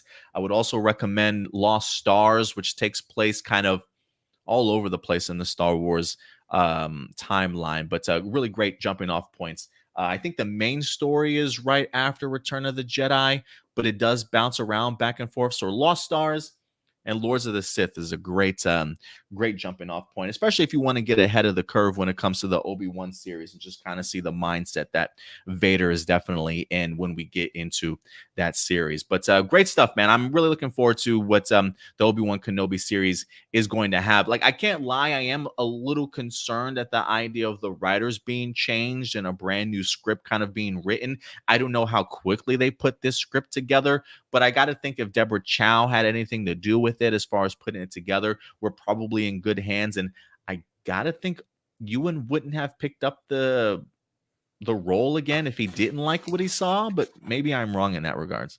I really hope that's the case, because yeah, it seems like he really likes the Obi-Wan character, and I don't think he'd want to do an Obi-Wan project if they weren't going to, do it respectfully to his character.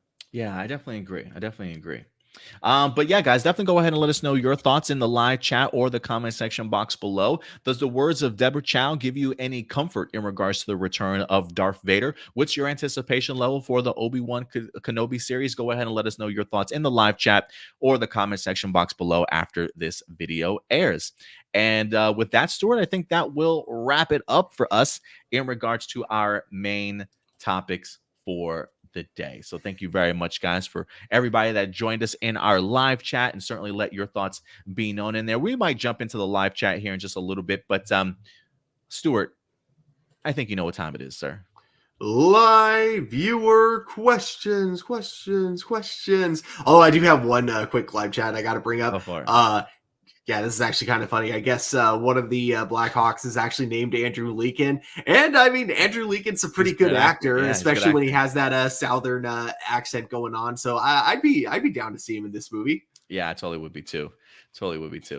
All right, let's get into your live viewer questions. Now, we didn't have a live viewer. We didn't have an A+ Hero Report last Sunday, so I might have some straggler questions left over. So we're going to tackle them all today. We got actually quite a few emails that wind up coming in sort of last minute, Stuart. So they heard you mentioning you didn't have enough, and everyone got excited. Like, ooh. Yeah, definitely. Jessica Friedman, do you think Courtney will let Cindy join the JSA during the next season of Stargirl? And what do you want to see in the rest of season 4 of Young Justice? Isn't Cindy the bad guy from season 1? Like, I can't remember her name now. Yeah, she was the villain, but she did kind of help them like at the end of season 2. Season 2? So okay. I feel I do think that they were really setting up a redemption arc for her. So I do see her, being redeemed by the end of season 3. So yeah, I can see it happening personally. let's see here. This one is from AJ.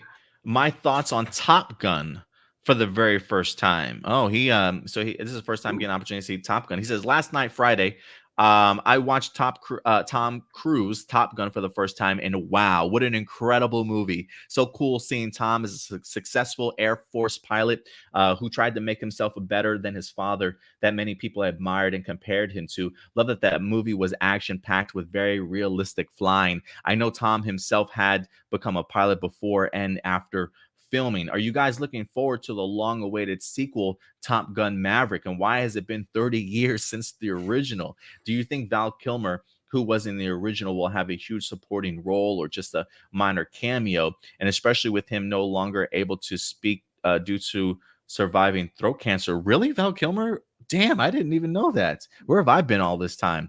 He unfortunately now speaks through a trachea, in which he needs to touch a hole in his neck in order to speak. I did. Did you know that, Stuart?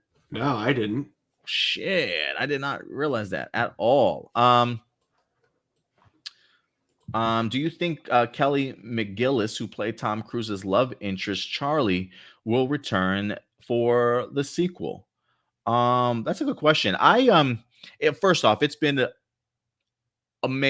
long time since I've checked out Top Gun, but damn, it's a classic. And I'm so glad, AJ, you got the opportunity to definitely go ahead and check it out. I've got the need for speed. I don't even think that's the same movie, but anyway, if anything, the trailers for Top Gun Maverick look super great. Tom Cruise doing his best piloting as ever in the trailers alone looked incredible. But it is a movie that I do think, does that come out this year?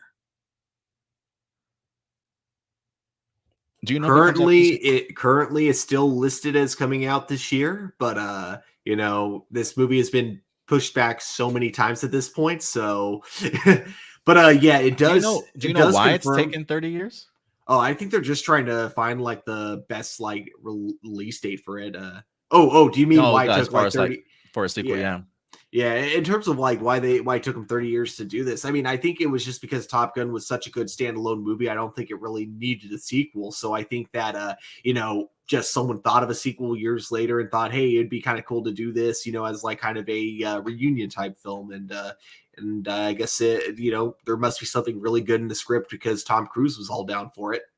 Yeah, I definitely agree. But Val Kilmer is confirmed to be in this movie. Nice. Okay. I'll be curious to see how they portray him then. Let's see here. Who else we got? We got Doomsday. He said, Doomsday says, when Aunt May said, with great power, there must also come great responsibility, Peter. Were you expecting her to die right after saying that? Absolutely. Mhm. Absolutely. The moment you drop that line, you just become Uncle Ben at that point. And I think my friend Jonathan even reached out, was like, yeah, Aunt May was like the best Uncle Ben we've had, or something like that after that moment. Like, I knew Aunt May was certainly hurt during that particular scene. Like, in my head, I was thinking to myself, she's clearly trying to just play this off and tough through it.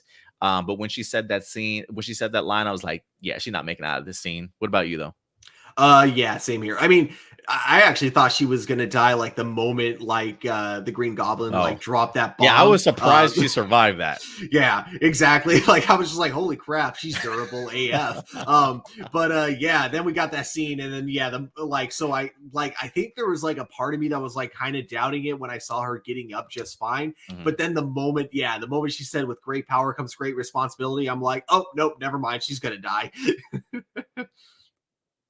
Yeah, she won't be in the sequel. Let's see here. Good old Datilla. Hey, Adam, this isn't wrestling related, I promise. What do you consider to be the greatest plot twist of all time? And what are some of your favorite plot twists? Mm. My favorite plot twist, I want to say it, but then it might ruin the movie. Well, I won't say the moment, but I will give you the name of the movie. It's a 1995 movie, unfortunately starring Kevin Spacey, but The Usual Suspects. The Usual Suspects is a great twist. Um, One of my favorite. I saw it in theaters for the first time. My uncle used to take me to the movies a lot. And I remember when I saw it, I don't even know if I was of age enough to see this or whatnot, but I remember this movie blew my mind in regards to like this was just cinema at its finest in regards to something I had been exposed to at a very early age. But it's a crime thriller. It's called The Usual Suspects. Great twist at the end. It's one of my favorites in cinema to this day, but I would recommend The Usual Suspects for you. And there's also a 2006 movie called Lucky Number 11. It's actually starring Josh Hartnett, Bruce Willis, who we just talked about, who doesn't phone it in, Lucy Liu, Morgan Freeman, Ben Kingsley, Stanley Tucci. I mean, the cast in this movie is ridiculous, but another incredible plot twist. So if you really want some plot twist movies, The Usual Suspects from 95 and Lucky Number 11 from 2006. Those would be some of my favorites that I've seen. What about you, Stuart? Any suggestions? Um, really like the movie Arrival's plot twist because like the Rivals. entire Okay. yeah, because like the entire time you're kind of thinking that you're watching flashbacks, and then like kind of like towards the end you get that like reveal that it's actually What like the movie? You said future. Arrival? Yeah, Arrival. Oh, okay, okay. Have you seen that one yet? It sounds super familiar. Oh yeah, it's I was like an alien movie, right? Or at least like a first contact sort of movie. Yeah, I did see Yeah. it, and I did see it. Yes, you're absolutely right.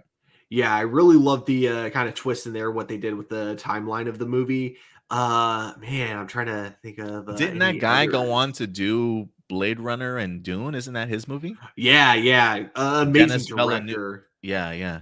I don't think he's had a bad movie yet. Trying to think. Oh, you know what? I'm gonna go with this because okay, you know, as a kid when I first watched the Friday the 13th movies, you know, I'm always thinking the entire time, you know, before even watching them, I'm like, oh yeah, Jason's the killer in all these movies. So even though it wasn't necessarily meant to be a big plot twist when the movie came out, when you're watching the very first Friday the 13th movie, knowing like all the movies that came afterwards, it is kind of a surprise when you realize at the end that Jason isn't even in the movie until like the very end, that the main killer is actually his mother.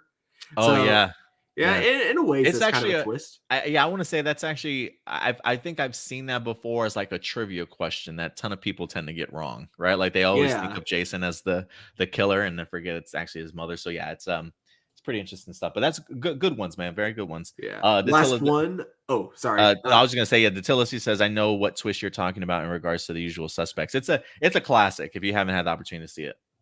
Last one though, I'm gonna say also Cabin in the Woods, and I'd say like Yeah, the twist is more based on how they were advertising the movie compared to what the movie when it was. actually is in the end.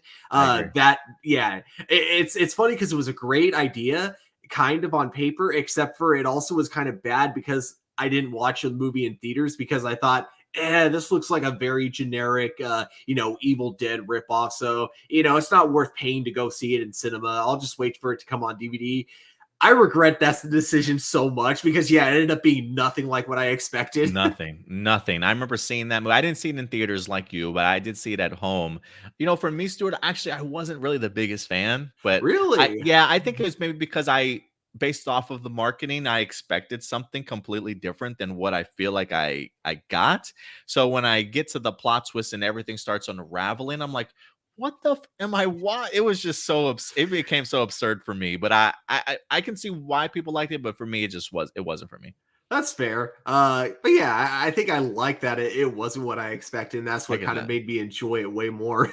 I get that. I get that. Gabriel's got a couple questions. Gabriel says, "What do you think of when movies are written and directed by the same person? I know streaming services like Netflix have a bunch of really great original films that is made by one main person. You know, I tend to not mind that so much. I guess just depending on who the writer or director certainly is, right? Like I feel like Patty Jenkins, maybe she can be kind of did she write the script for I don't think she wrote the script for did she write the script for 1984?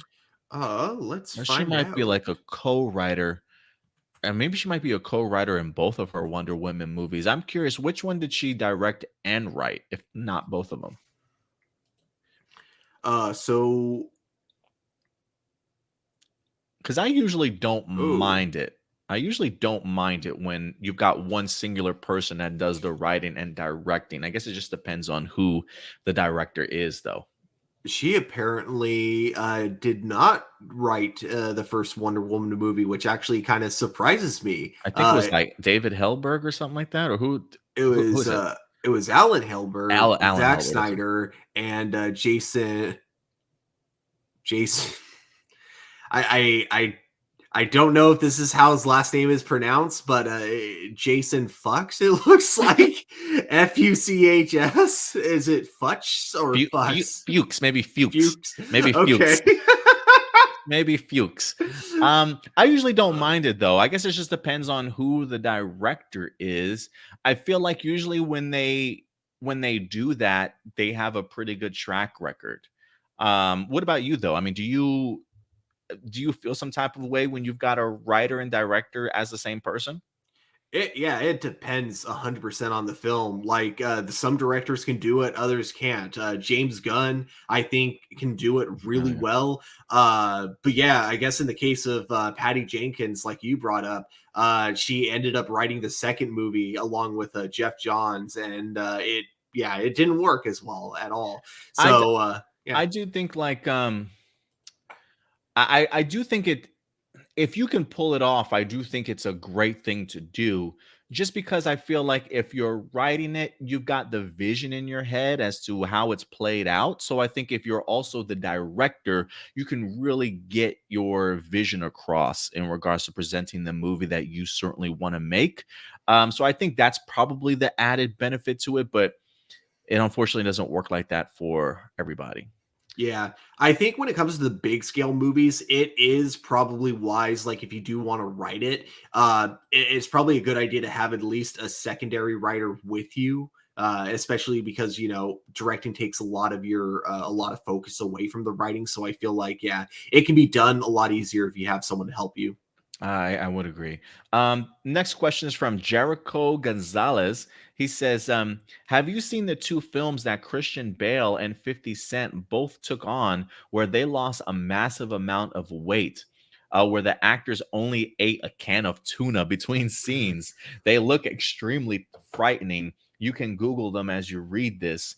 And then, what do you think, or how do you feel when actors go to the extreme when accepting a role, especially if the film itself isn't good?" So while I'm not familiar with the 50 Cent role, the Christian Bale role, I believe you're referring to is the was the Machinist, Machinist. I can't remember how you pronounce it. But he in that role, he literally lost like 60 pounds and dropped down to like 120 pounds. He was super skinny. Let me see if I can let me see. Christian Yeah, Bale. very disturbing to look at. But yeah, I know which movie you guys are talking about. Yeah, I mean this guy went to the extreme for it. There's actually an even oh my god, yeah, that's pretty disturbing. Like you can literally see his rib cage and everything. I mean, that's dangerous. And you know Yeah. what's crazy? I did read an article after looking over this question that believe it or not, they actually wanted him to lose more weight. They Oh, wanted him to get to 100 pounds.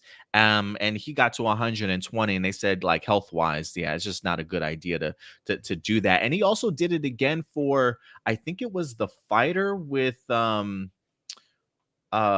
Mark Wahlberg, where I think he plays like the character's brother or something like that, who's got like a drug addiction. He didn't go as low as 120 pounds, but he did lose 30 pounds. And you can definitely see significantly the changes in his face and his body features. So those are the two movies, The Fighter and The Machinist, that I know of Christian Bale, where he has lost a ton of weight. What do you think about actors that do that type of stuff, though? I mean, if it's 100% the actor's decision, I'm behind it. If they want to go through that to push themselves to get that Oscar, cool. If they're ever pressured though by the studio to make these kind of really dangerous decisions, then that's not okay at all. I don't think. Yeah, I mean, we definitely have actors out there that refer to themselves as like method actors, right? I mean, you look at somebody like a Jared Leto who really has to kind of get into his roles, if you will. We've heard some horror stories in regards to how he treated some of the other co-stars, or some of the gifts he got some of his other co-stars on the Suicide Squad and stuff, right, to really get into their head as the Joker. So we definitely have seen some actors go above and beyond. I feel like Christian Bale is one of those people that really tackles that pretty often, but I gotta think it's up to them. Whatever's really gonna get you invested into the role. I gotta think that when you read the script, you kind of know maybe what you're getting yourself into in regards to the demand or what needs, what you need to do physically to your body before you kind of accept that role. And if you're okay with it, I can't imagine them pressuring somebody into it, but it is Hollywood. You know what I mean? Like Hmm. you just never know. Um, but I think majority of the time they do that on their own will, putting their own health at risk. But I there is a part of me that while I think it's crazy, I think it's also admirable to just show how serious you take your job and the talent that you're able to get out of it, sort of thing. So admirable, but crazy as hell, if you ask me. Yeah. I think that, yeah, that sums it up for sure. What else we got here? Marcelino Vasquez. He has today's questions are Zack Snyder themed, so this should be interesting. A lot of fans say that the reason why Batman versus Superman, Stewart's favorite movie of all time, gets a lot of hate isn't because of the bad writing, but for two main reasons. Let's see if you agree with this, Stewart. The Ultimate Edition wasn't released theatrically. There's a lot of stuff that was cut out that made the theatrical release janky. If the Ultimate Edition causes problems for the amount of screen time it eats up in theaters, they say just have it in the theaters for another month. The second being the time it was released. At the time it was released, Marvel was still in its prime and people weren't fatigued from Marvel just yet. And if it was released around the time of, say, The Joker, Invincible, or maybe even The Boys were released trending, then it would have been better well received because it would be around the time that superhero content didn't try to stick to the status quo that Marvel established, and that people would have searched for a new superhero content that didn't share the similar Marvel formula. What do you think? I agree with some of their arguments, but Batman versus Superman still needs more fixing. So it gets a lot of hate, not necessarily because of the bad writing, but those two reasons that he mentioned. Do you agree with any of those, Stuart? Especially for somebody that wasn't the Um, biggest fan. I agree that those are factors into it. I wouldn't agree that those are the The reasons. main. I think with Batman v Superman, there were quite a few issues with kind of like just the marketing of the film overall that I think those were all contributors. I don't think there's any one singular reason the movie didn't do really well. I would agree with you. I do think that those are factors because looking about it, I do think Marcelino makes some really great points there.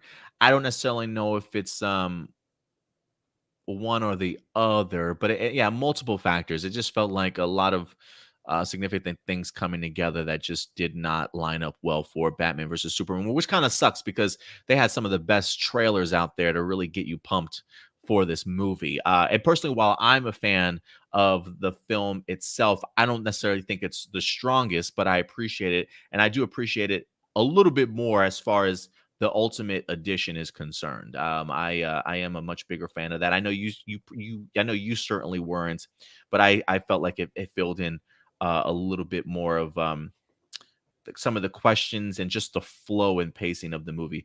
Personally, I am interested in that last aspect that he brings up about if it was released later.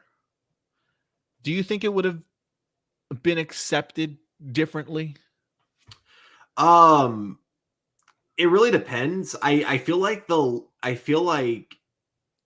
it would have done better if they waited to release it later if they had made some Ben Affleck Batman movies beforehand. I Mhm. think one of the biggest issues with the movie is that when people went into it, the confusion was we didn't really know this was supposed to be like a retired type of Batman or a Batman that used to be the Batman that everyone knew and loved, but only just now went down on this recent dark path because we knew nothing about his Batman before the movie itself.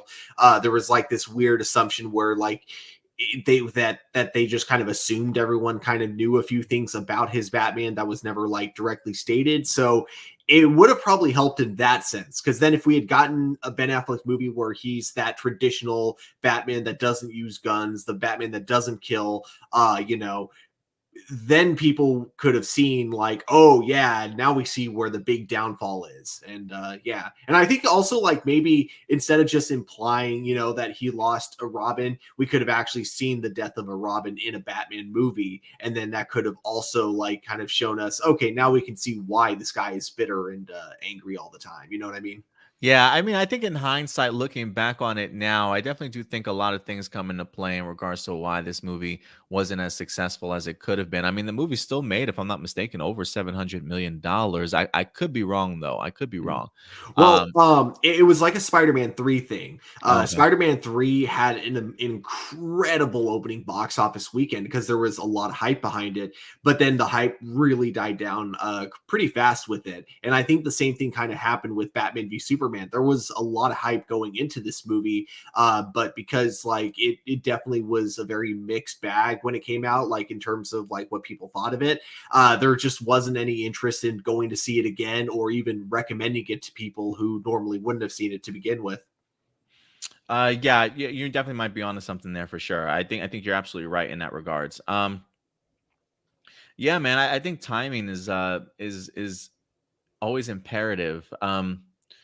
It did feel weird to get this movie right after Man of Steel. I do feel like the placement of this movie could have been something else entirely. A solo Batman film, a Man of Steel sequel, slowly build that up.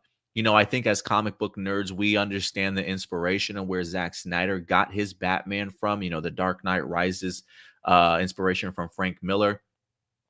It is one of those things where, or is it Dark Knight Returns? I can't remember.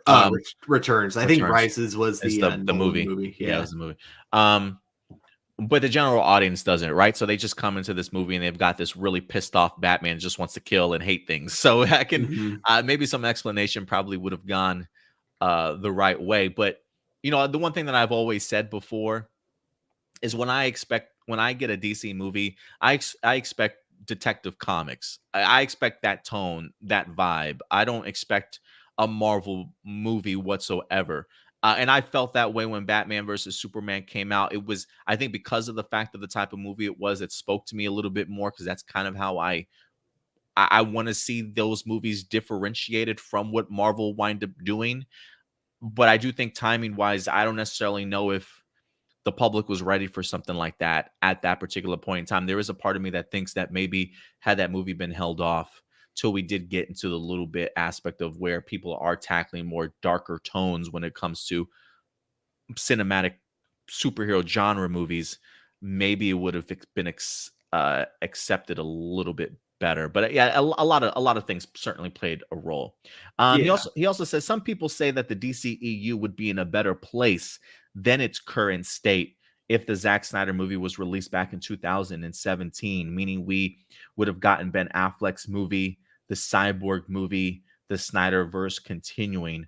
What do you think?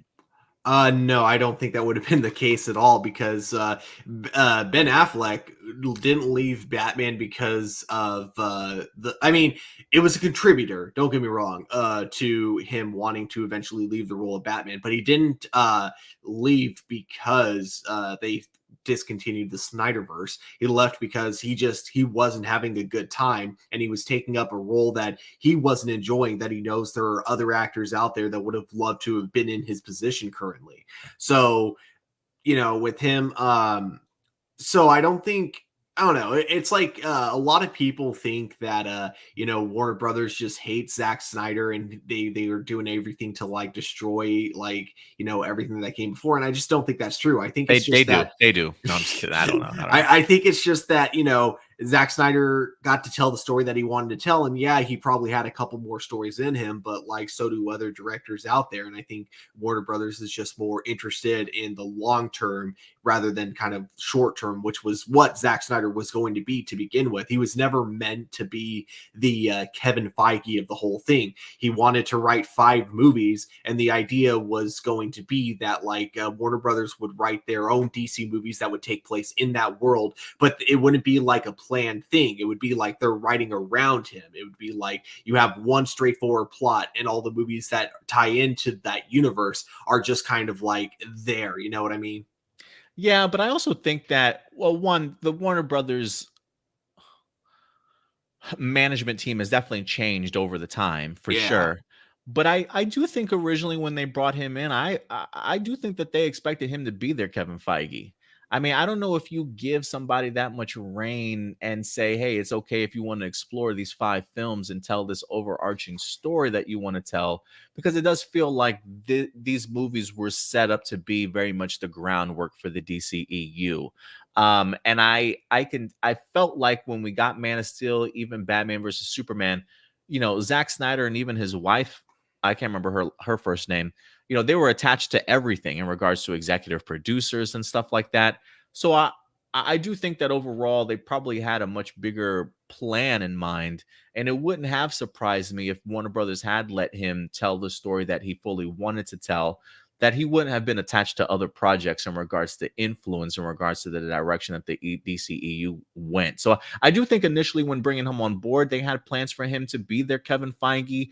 But once they started getting the pushback from the fans in regards to Batman v Superman, maybe it being too dark and them not liking the tone, then I think they decided to take their liberties and change things up as best they can to try and repair something that maybe didn't necessarily need to be broken. So there is a part of me that does think, would it have been better off than what it is now?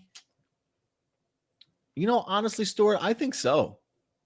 I'll, Okay. I'll I'll take that side of saying I do think that it would have been better, solely for the fact of, I think had you let him tell his story the way that he wanted to, I think people really would have received the correct Justice League film pretty well.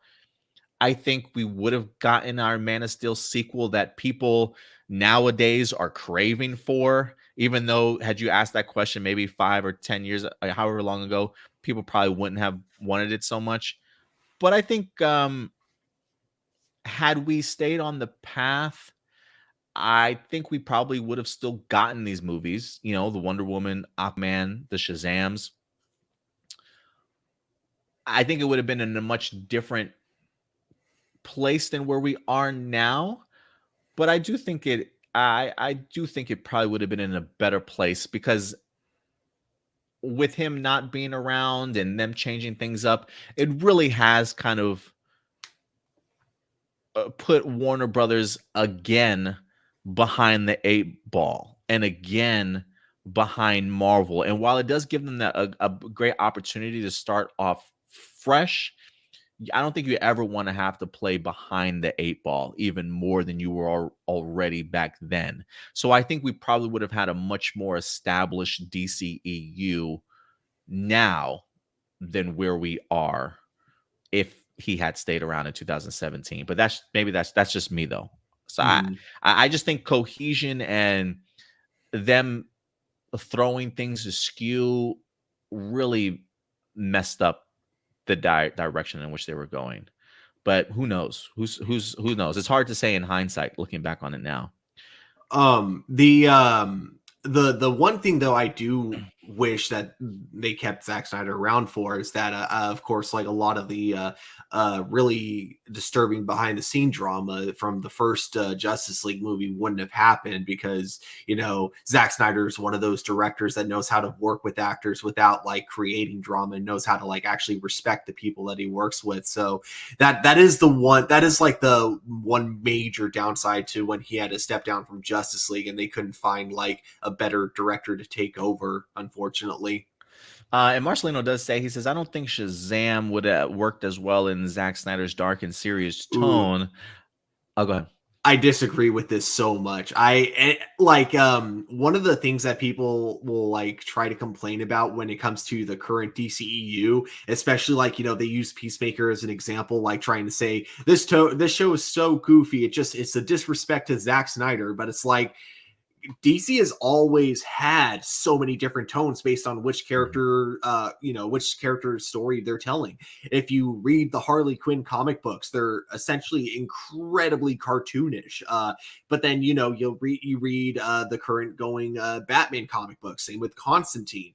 All of it's in the same universe, but they all have very, very vast different tones. Like if you were to read them out of context, you wouldn't think that it was you wouldn't think that these two could work together in the same world, but they do.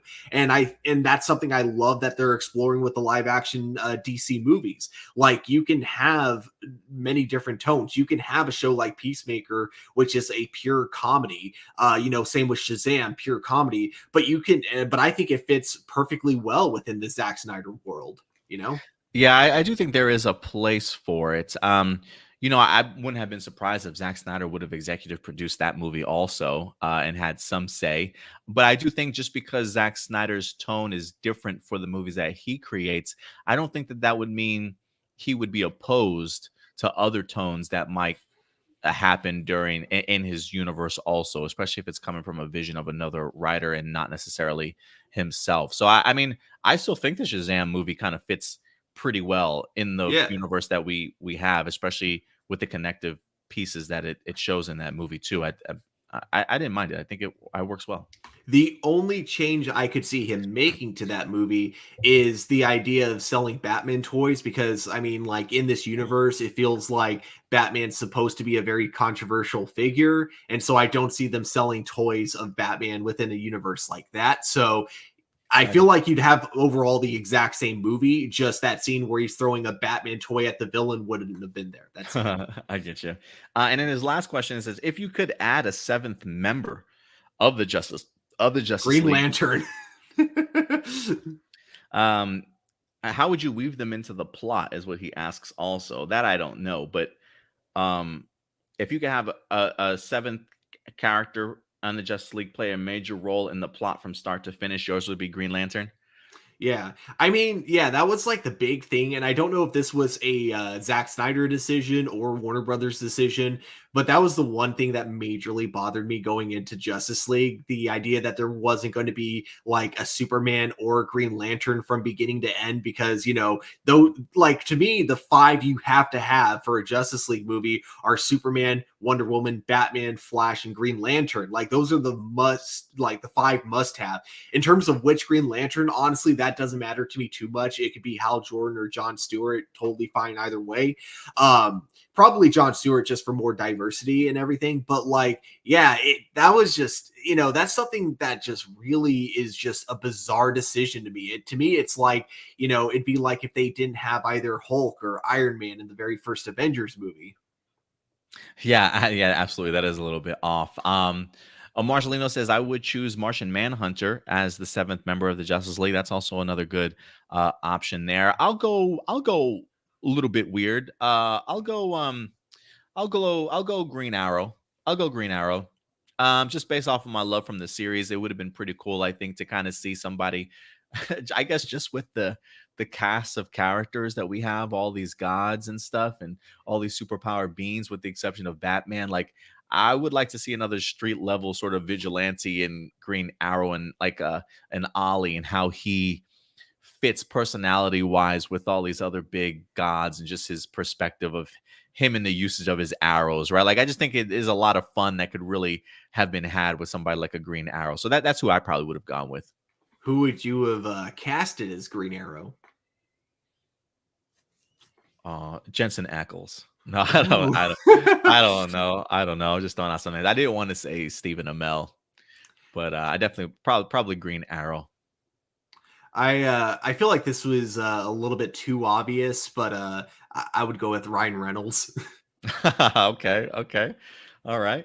Let's see here. We got Mackenzie. What's up, Mackenzie? Thank you very much for certainly coming through. Some of your favorite foreign films, if you that you really enjoyed and wish more people see them. More foreign films. I mean, definitely The Raid if you haven't Mm. seen them. Let Me In, I think is a great foreign film that I love. They did do an English remake for it, but I thought Let Me In, the original foreign film, was pretty good. Even the girl with the dragon tattoos, they started out as foreign films before they became before they did US remakes. Those are a couple. I'm trying to think of a couple other foreign films off the top of my head. You have any that you can think of, Stuart? Trying to think that aren't any that aren't mainstream. Can't think of any on the top of my head, but right now I can say Parasite was an amazing movie. Great, great choice. Yeah. And then of course the raid movies like you mentioned, On Black Warrior, and of Another course good one. every single Godzilla movie. Of course I've watched all of them. Anything by Akira Kurosawa also, so like Seven Samurai, what's it, Hidden Fortress. If you like Star Wars, you're gonna love Hidden Fortress, because that's the big movie that really inspired Star Wars. And the one that I can't pronounce is like Yoshiba, or I forget. Yeah, just look up Akira Kurosawa and you'll find a bunch of really amazing samurai films. And also Train to Busan. Train to Oh Busan. yes, If you love yes, a good zombie film, that's a great one. I feel like me and the girlfriend will always just pop that movie on. We watch it at least a couple times a year. nice. Um, Favorite moments from Netflix Marvel's Daredevil and the Defenders miniseries, if you have any. From Marvel Netflix's Daredevil, I'm definitely gonna have to give it to the hallway scene because Always seen. that scene, I'll rewatch that scene so many times because it is freaking amazing. And then I love the end fight between Daredevil and Kingpin. I Yeah, in the third love, season.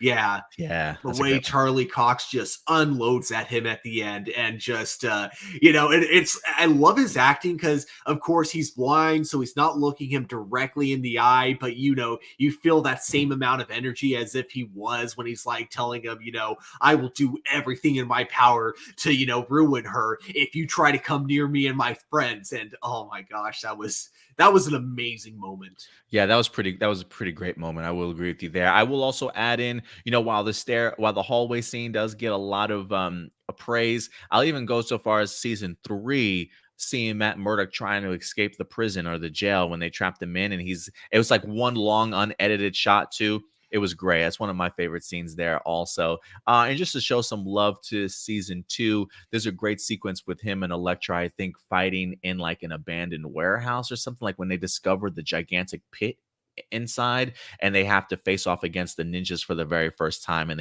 they like, the only way that they can pick up them is their movements, right? Like usually he'll listen for their heartbeats, but I thought that was a great action sequence also. So man, I almost want to go back and rewatch Daredevil. It's such a good series. I actually just rewatched episode 1, and I kind of realized something about it.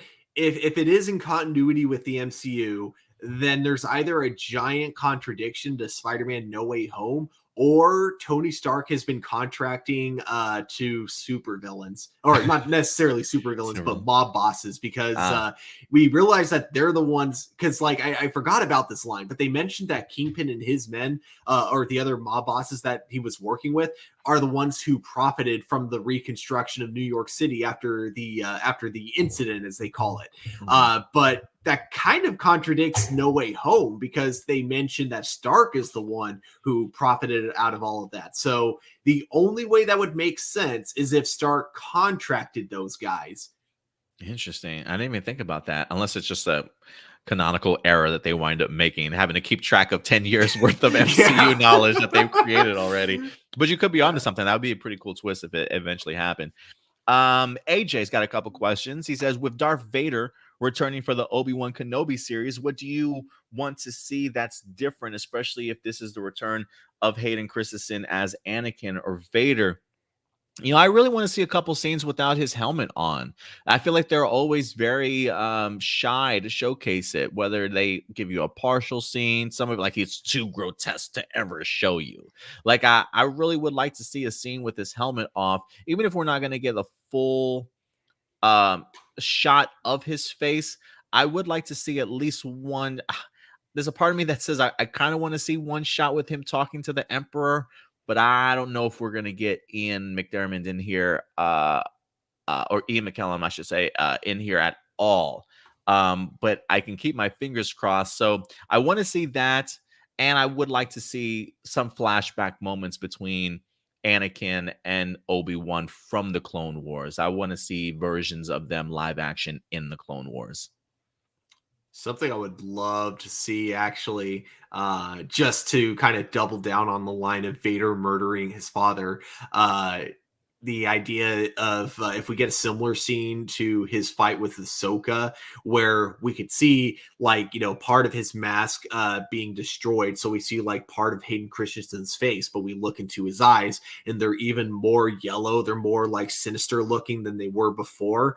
And that could be the moment where Obi-Wan kind of realizes that Anakin isn't in there, looking into Anakin's eyes and realizing he doesn't recognize them, and realizing in that moment, yeah, Vader did kill Anakin.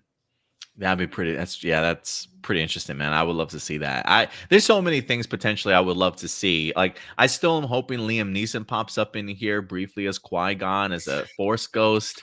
Even if it is just to hear his voice, I really want to see some moments like that. This is just a really great time period. I think the rise of the Empire. Ian McDermott, not Ian McKellen. See, I did say too many Ians, so I did have it right. I did say Ian McDermott originally, so I did have it correct when I said it originally, and then second guessed myself. Two great Ians, by the way. So big shout out to both of them. But yeah, there's a ton of things I would love to see in this series. So we'll see what comes to fruition or not. With the new deleted scene of the Joker and the Batman, does this further a new universe for the Batman, clarifying even more than Michael Keaton is now the sole Batman for the DCU, and any chance we see the new Joker perhaps in the sequel? So does this further a new universe for the Batman? Even clarifying more that yeah, I mean, I don't know if there was ever any doubt of needing to clarify. I mean, I was always under the I mean, I feel like it always was an impression that the Batman movie was completely isolated from the DCEU, and that really as far as our DCEU Batman goes, that it's Michael Keaton, or it will be Michael Keaton at some point in time to some capacity. But maybe that wasn't understood by some people. Maybe I'm wrong. I can definitely tell you from working at a theater and hearing people talking about the movie. Yeah, there There was is definitely a confusion. lot of confusion. A lot of people went into this assuming that it was meant to connect to Justice League in some way, Interesting. like thinking that it was just Ben Affleck's Batman but recast. So yeah, it's like it's funny because we keep up with this kind of stuff, so we're kind of like in the know with it. But Absolutely. yeah, when you have people that view it casually and they don't look up the stuff, so it makes total sense that they would be kind of confused about the placement of these movies and that kind of stuff. So yeah, AJ, I mean, if anything, hopefully this does kind of clarify a newer version, or let's just say a new universe, if you will, where Robert Pattinson is that particular Batman. I think Matt Reeves, even in his article, wanted to emphasize the fact that this is sort of the world of Gotham is already sort of filled.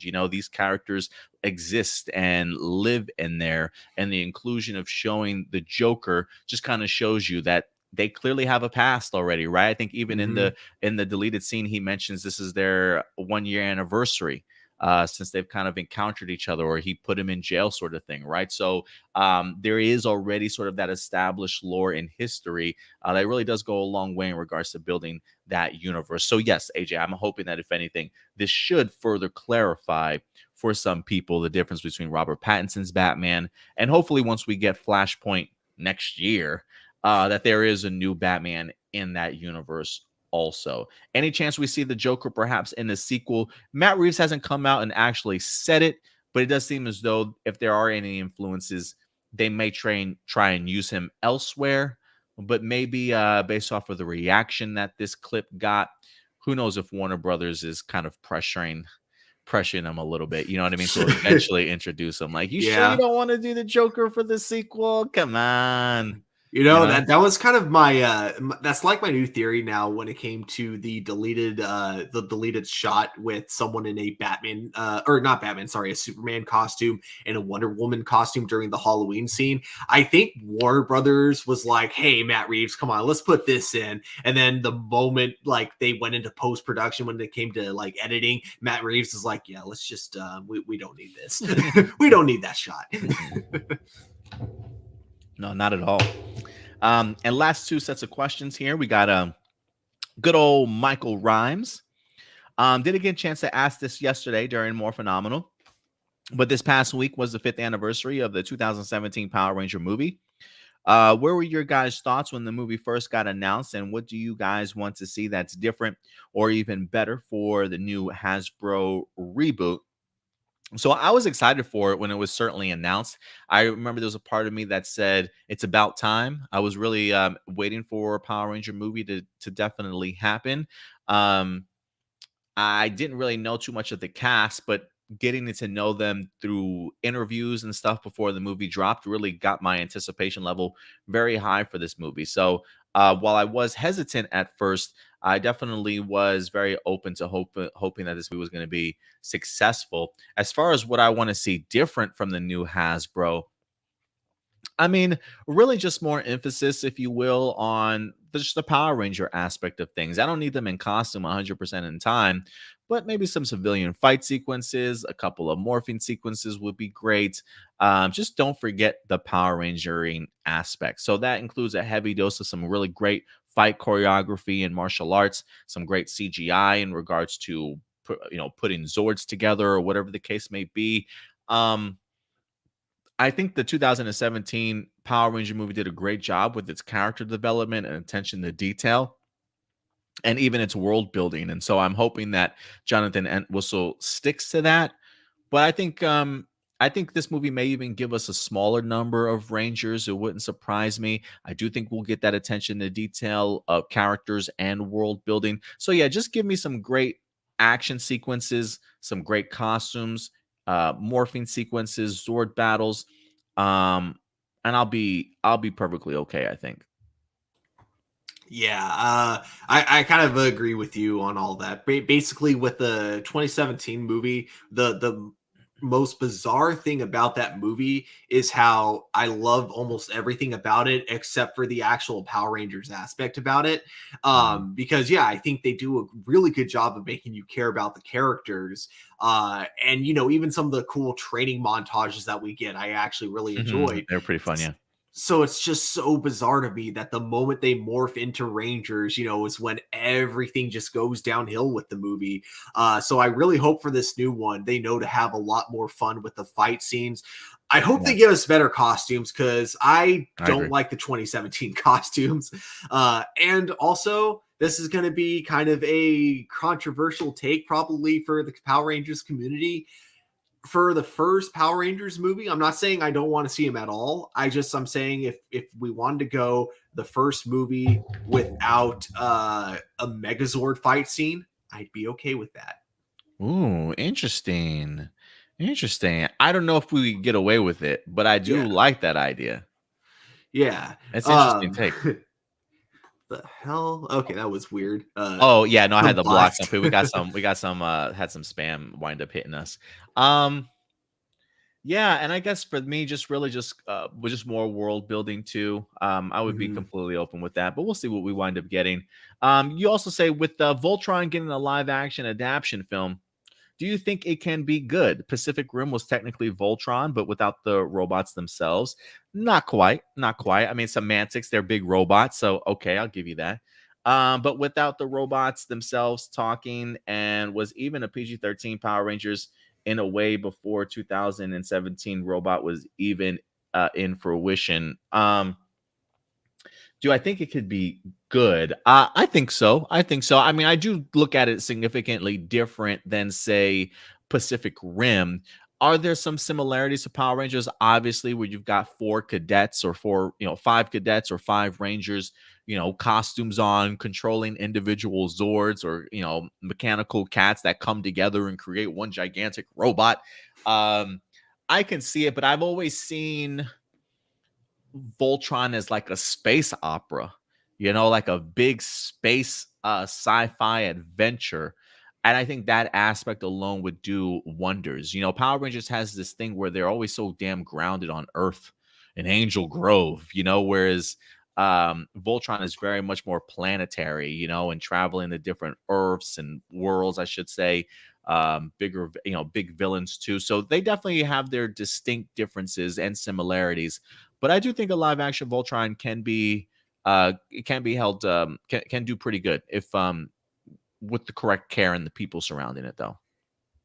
Yeah, I fully agree. With the director that we got for it currently, I don't really have the biggest highest of hopes, but it could definitely surprise me for sure. Are there any other robot franchises you'd like to see adapted, even if they weren't animated or go from Mm. live action to animation? Right off the top for me, is Robotech. Or I think they have like Macross, right? I think Macross is getting adapted into live action. I think Robotech is just Macross, I think, if I'm not mistaken. Um, but I would love to see that. I know that's kind of in the works, but give me that. And I do believe a Gundam movie's already in the works too. But I'm more fascinated by a Macross slash Robotech. The idea of there being some sort of military aspect to it, going from fighter jet ace pilot, so you can kind of get those, you know, Star Wars S type battles either in space or above the city, and then transforming into more of a land robot sort of thing, going through the streets of a gigantic city and causing destruction. And some really great character work. Yeah, man, give me like a Macross Robotech adaptation. Okay, I got the perfect answer, and I don't think you've heard of this show, but have you heard of a show called Megas XLR? Mega XLR. It's like Mega or Megas XLR. I can't remember Oh, completely. Megas, yeah, Megas XLR. It's an American animated series. Yeah. Um, if Voltron doesn't work out, I feel like this show would be perfect for that director to It's on adapt into a Cartoon live Network. action movie. It was basically a comedy cartoon series on Cartoon Network where a giant robot suit landed in a junkyard, and this guy who owned the junkyard just built his car into that giant robot, and he did it completely for fun, no other reason, and only found out that like there's aliens coming to Earth after he had done it. And so it was just kind of one of those things where he took up the responsibility of protecting the Earth only because he felt like he had to, not because he wanted to or anything like that. So you get Interesting. he's a very lazy kind of superhero. And I think that would be really funny to adapt I, for I sure. kind of dig that concept. It feels very original and unique in its own take. I would definitely check that out for sure. Last two questions here. This came in just very last minute. Joey Thompson, what's up, Joey? Remember when we got an after credit scene of Tom Hardy as Venom at the end of Spider-Man? How do you think he will be introduced to the MCU officially, even if we may or may not get Spider-Man with Tom Holland, or if we get um oh the it, even if we may or get a new Spider-Man with Tom Holland, or if we get Miles Morales? Um, yeah, how do you think he'll be introduced to the MCU officially? I don't think he is. I think we saw it already.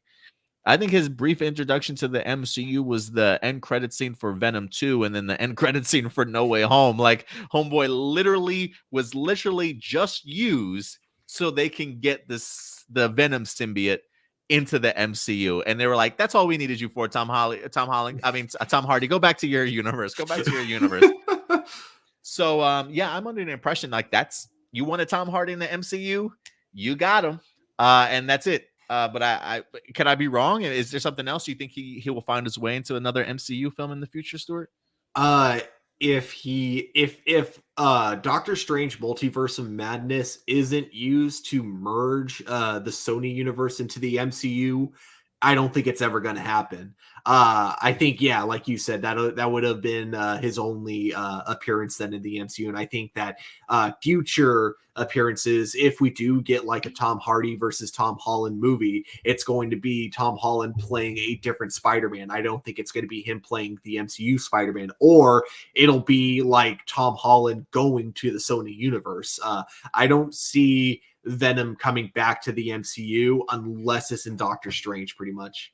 Yeah, I think if anything, if we do have a Venom encounter with Spidey, I think it'll be either Andrew Garfield's or a Miles Morales live action.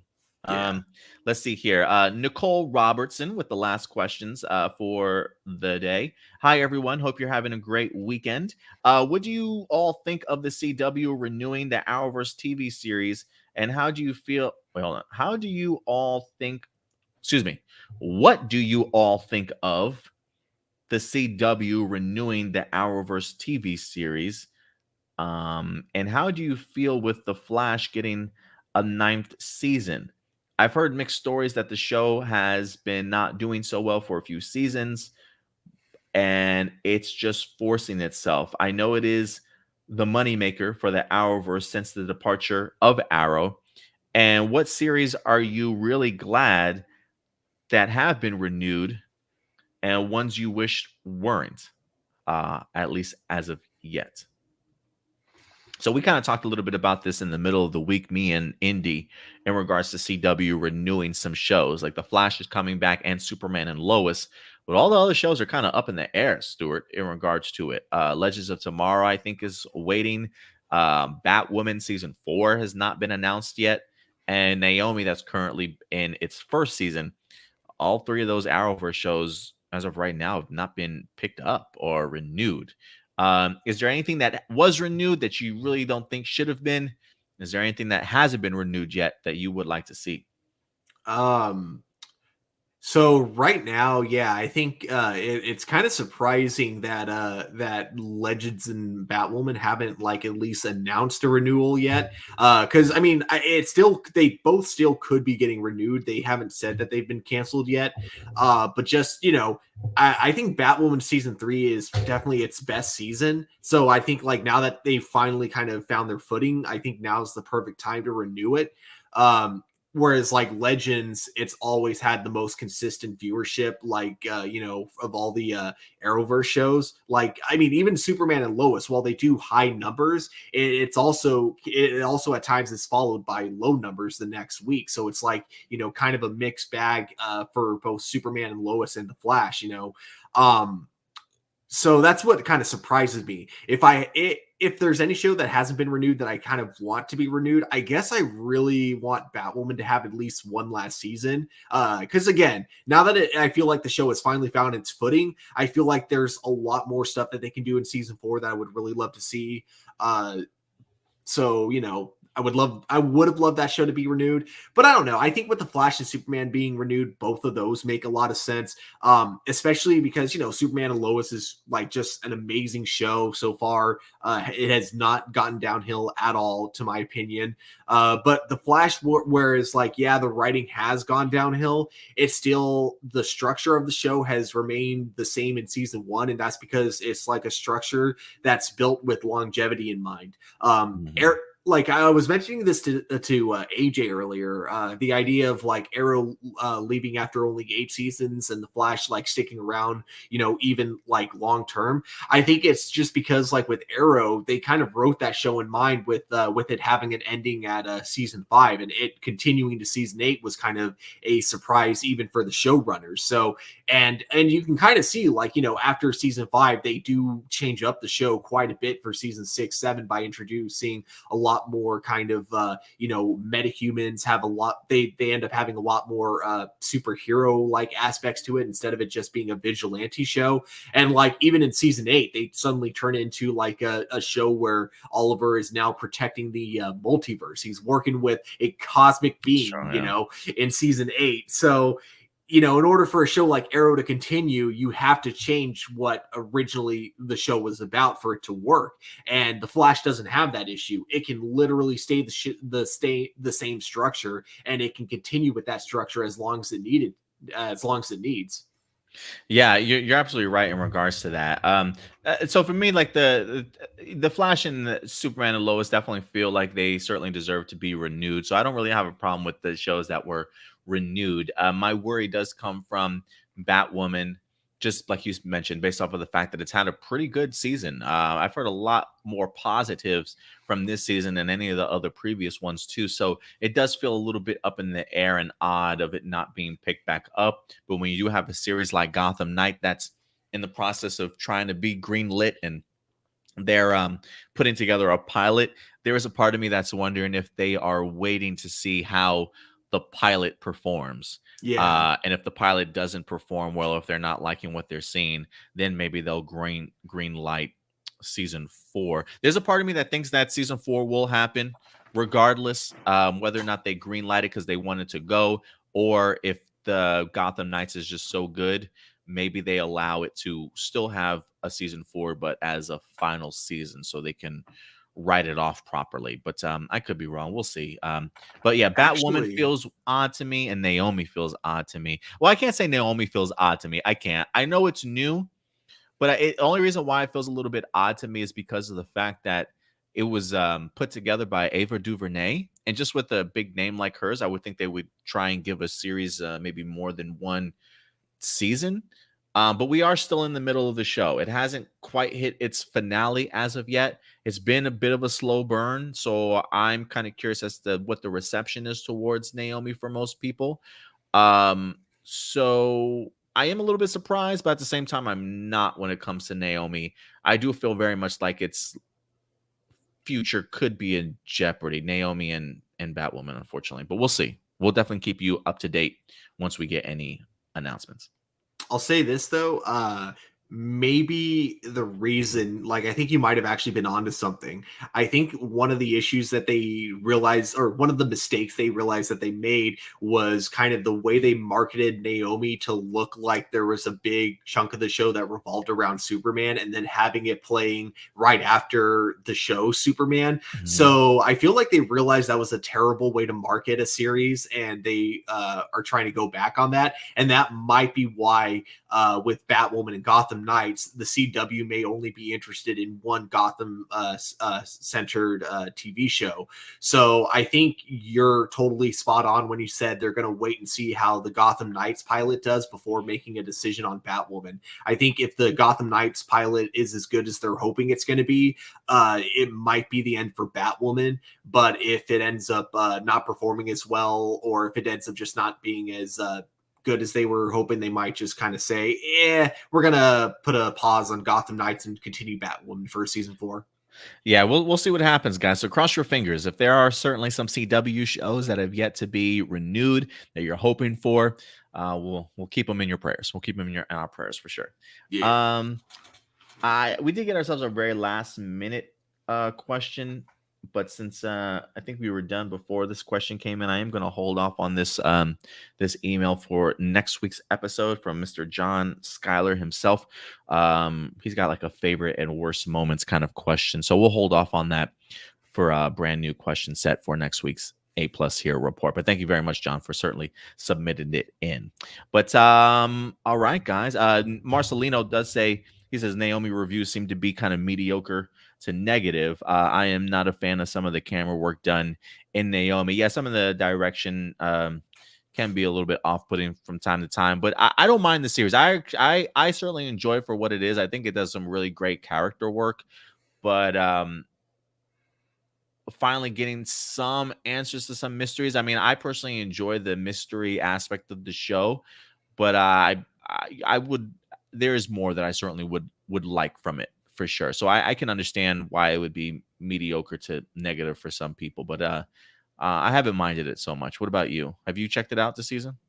So I've watched like the first 4 episodes, I want to say, and then I've kind of stopped because it's kind of got the biggest issue I have with some mystery storylines, which is the idea that it feels like the mystery is on pause because the characters aren't asking the most obvious questions that people would ask in real life. So they're taking what's essentially kind of a simple mystery and they're trying to make it look more complex than it is by just having characters not talk to each other and not ask, common sense questions. So I do think that I'll probably like it more if I watch it all at once and binge it, and that's kind of what made me decide to not keep up with it week after week. Currently just the pacing of the show, unfortunately, it's just kind of boring for me. So I get I it. hope it gets better, like if I binge it. That's I what get I'm it, hoping for. and I can easily see that reaction from some people that watch Naomi for sure. So it's definitely not. I'm definitely not oblivious to some of the critical or mixed reactions that it winds up getting. But yeah, you do make some good points in that regards. All right, guys. But yes, we are doing reviews for Naomi. Despite how some people certainly might feel about it, it is a series that I have enjoyed really talking about week to week. Some really strong characters, if you ask me. Some fun mysteries. It definitely feels like a Scooby Doo gang sort of mentality at times when it comes to trying figuring out some things. Learning Naomi's history. It now kind of being, I think maybe episode 7, I think Stuart, or 6 might have revealed some more that she winds up learning about herself as some people finally become a little bit more open about explaining her past to her a little bit more. Still certainly more to go, but some great information to at least keep you invested a little bit more into this series. So we'll see how the rest of season 1 certainly goes. But if you are looking for a spot for your Naomi reviews, if you want to get somebody else's perspective or point of view on it, definitely go ahead and subscribe to our channel as we talk about it on a weekly basis. I do have one last question about Naomi. Sure, go for it. Do the adults in the show get better at acting? Because I remember finding it really weird how like every adult actor in the show is so wooden, but like the younger, I think with the exception of Naomi's like ex, I feel like all the younger actors do a really good job. Yeah, they're really good supporting cast for her. I think her parents get better. I kind of enjoy her parents in the series, but outside of that, I don't really care for any other adults, honestly. Yeah. Like her mentor D, he's so monotone and so stoic sometimes. I don't really care for him so much as a villain. Zimbadu, the other sort of foil in the series, again, pretty stoic. He definitely has a temper, but yeah, I think his parents are probably the better of the adult actors in here. Okay. Yeah, guys, I think other than that, I think that's going to wrap up the show for us here today. So thank you very much, everybody that certainly wind up joining us here today. Stuart, thank you so much, man, for certainly coming through and everybody participating and adding their thoughts and questions to our discussion, guys. But Stuart, since we are wrapping up, if people want to be able to find you on social media to reach out, where can they find you? And are you working on any projects currently? You guys can find me here at Turbo Studio 1. Not currently working on any projects. However, on my Twitter page, I'm going to be uploading a video I did a little bit ago, technically, but like it got like very little recognition. So I kind of want to try and see if I upload it again. Maybe someone might actually watch it. But basically, I edited the Dino Fury and Dino Charge openings, and I kind of like switched them, and I think it actually works pretty good. So yeah, originally I did it as 2 separate videos, but now I'm gonna just re-upload it as 1 video. And yeah, you guys want to check it out? Tell me what you think. Marcelino says I spoiled Naomi for him. He's not caught up yet. I don't think I gave any details away though, in regards to the story. So trust me when I say, Marcelino, I have yet to spoil you. There's plenty of more to certainly find out. So I would certainly recommend it. Just mentioning the name is like mentioning Naomi just a spoiler for you. As I didn't mention. I don't think I mentioned anything spoilerish in there. Well, you mentioned that Naomi is in the show called Naomi, so that might be a really big spoiler for some people. I was like, I don't think I gave away any like any storyline details outside of just like the pacing and the idea of it being a mystery and like a Scooby-Doo gang sort of thing. But I didn't really get into any of the details. See, you misread me, Marcelino. That's not what I said at all. So yeah, man. Trust me when I say check out Naomi, because that's definitely not what I said. But also shout out to Indy for certainly coming through in there, man. So thank you very much. I did say one of the characters plays as a foil, but trust me when I say you don't necessarily know his backstory. So please, Marcelino, that is not a spoiler. There's plenty to certainly seek your teeth into when it comes into Naomi. So don't take little things like that as a spoiler, because some people definitely have their own motives. So definitely go ahead and check it out, man, when you ever get a chance. But yeah, guys, if you want to follow us on social media, you can definitely go ahead and do so right up here at A Plus Opinions. Very active over on Twitter, along with our main Facebook page where we post all of our news throughout the week. So if you want to make sure that you're caught up throughout the week, the Facebook is a great place to certainly go ahead and follow us at. We also post pictures there, trailers, memes, theories, speculation, anything that you guys can think of. You'll definitely find it on our YouTube page and on our Facebook page, and definitely follow us on Instagram and certainly subscribe to our channel. But other than that, guys, I think that's going to go ahead and do it for us here today. We will be back for you guys next weekend, so certainly join us every Sunday going live at noon Central Time. But until then, do us a big favor, as always, guys. Take care of yourselves, take care of each other, and keep it A+. I'll talk to you guys later. Bye.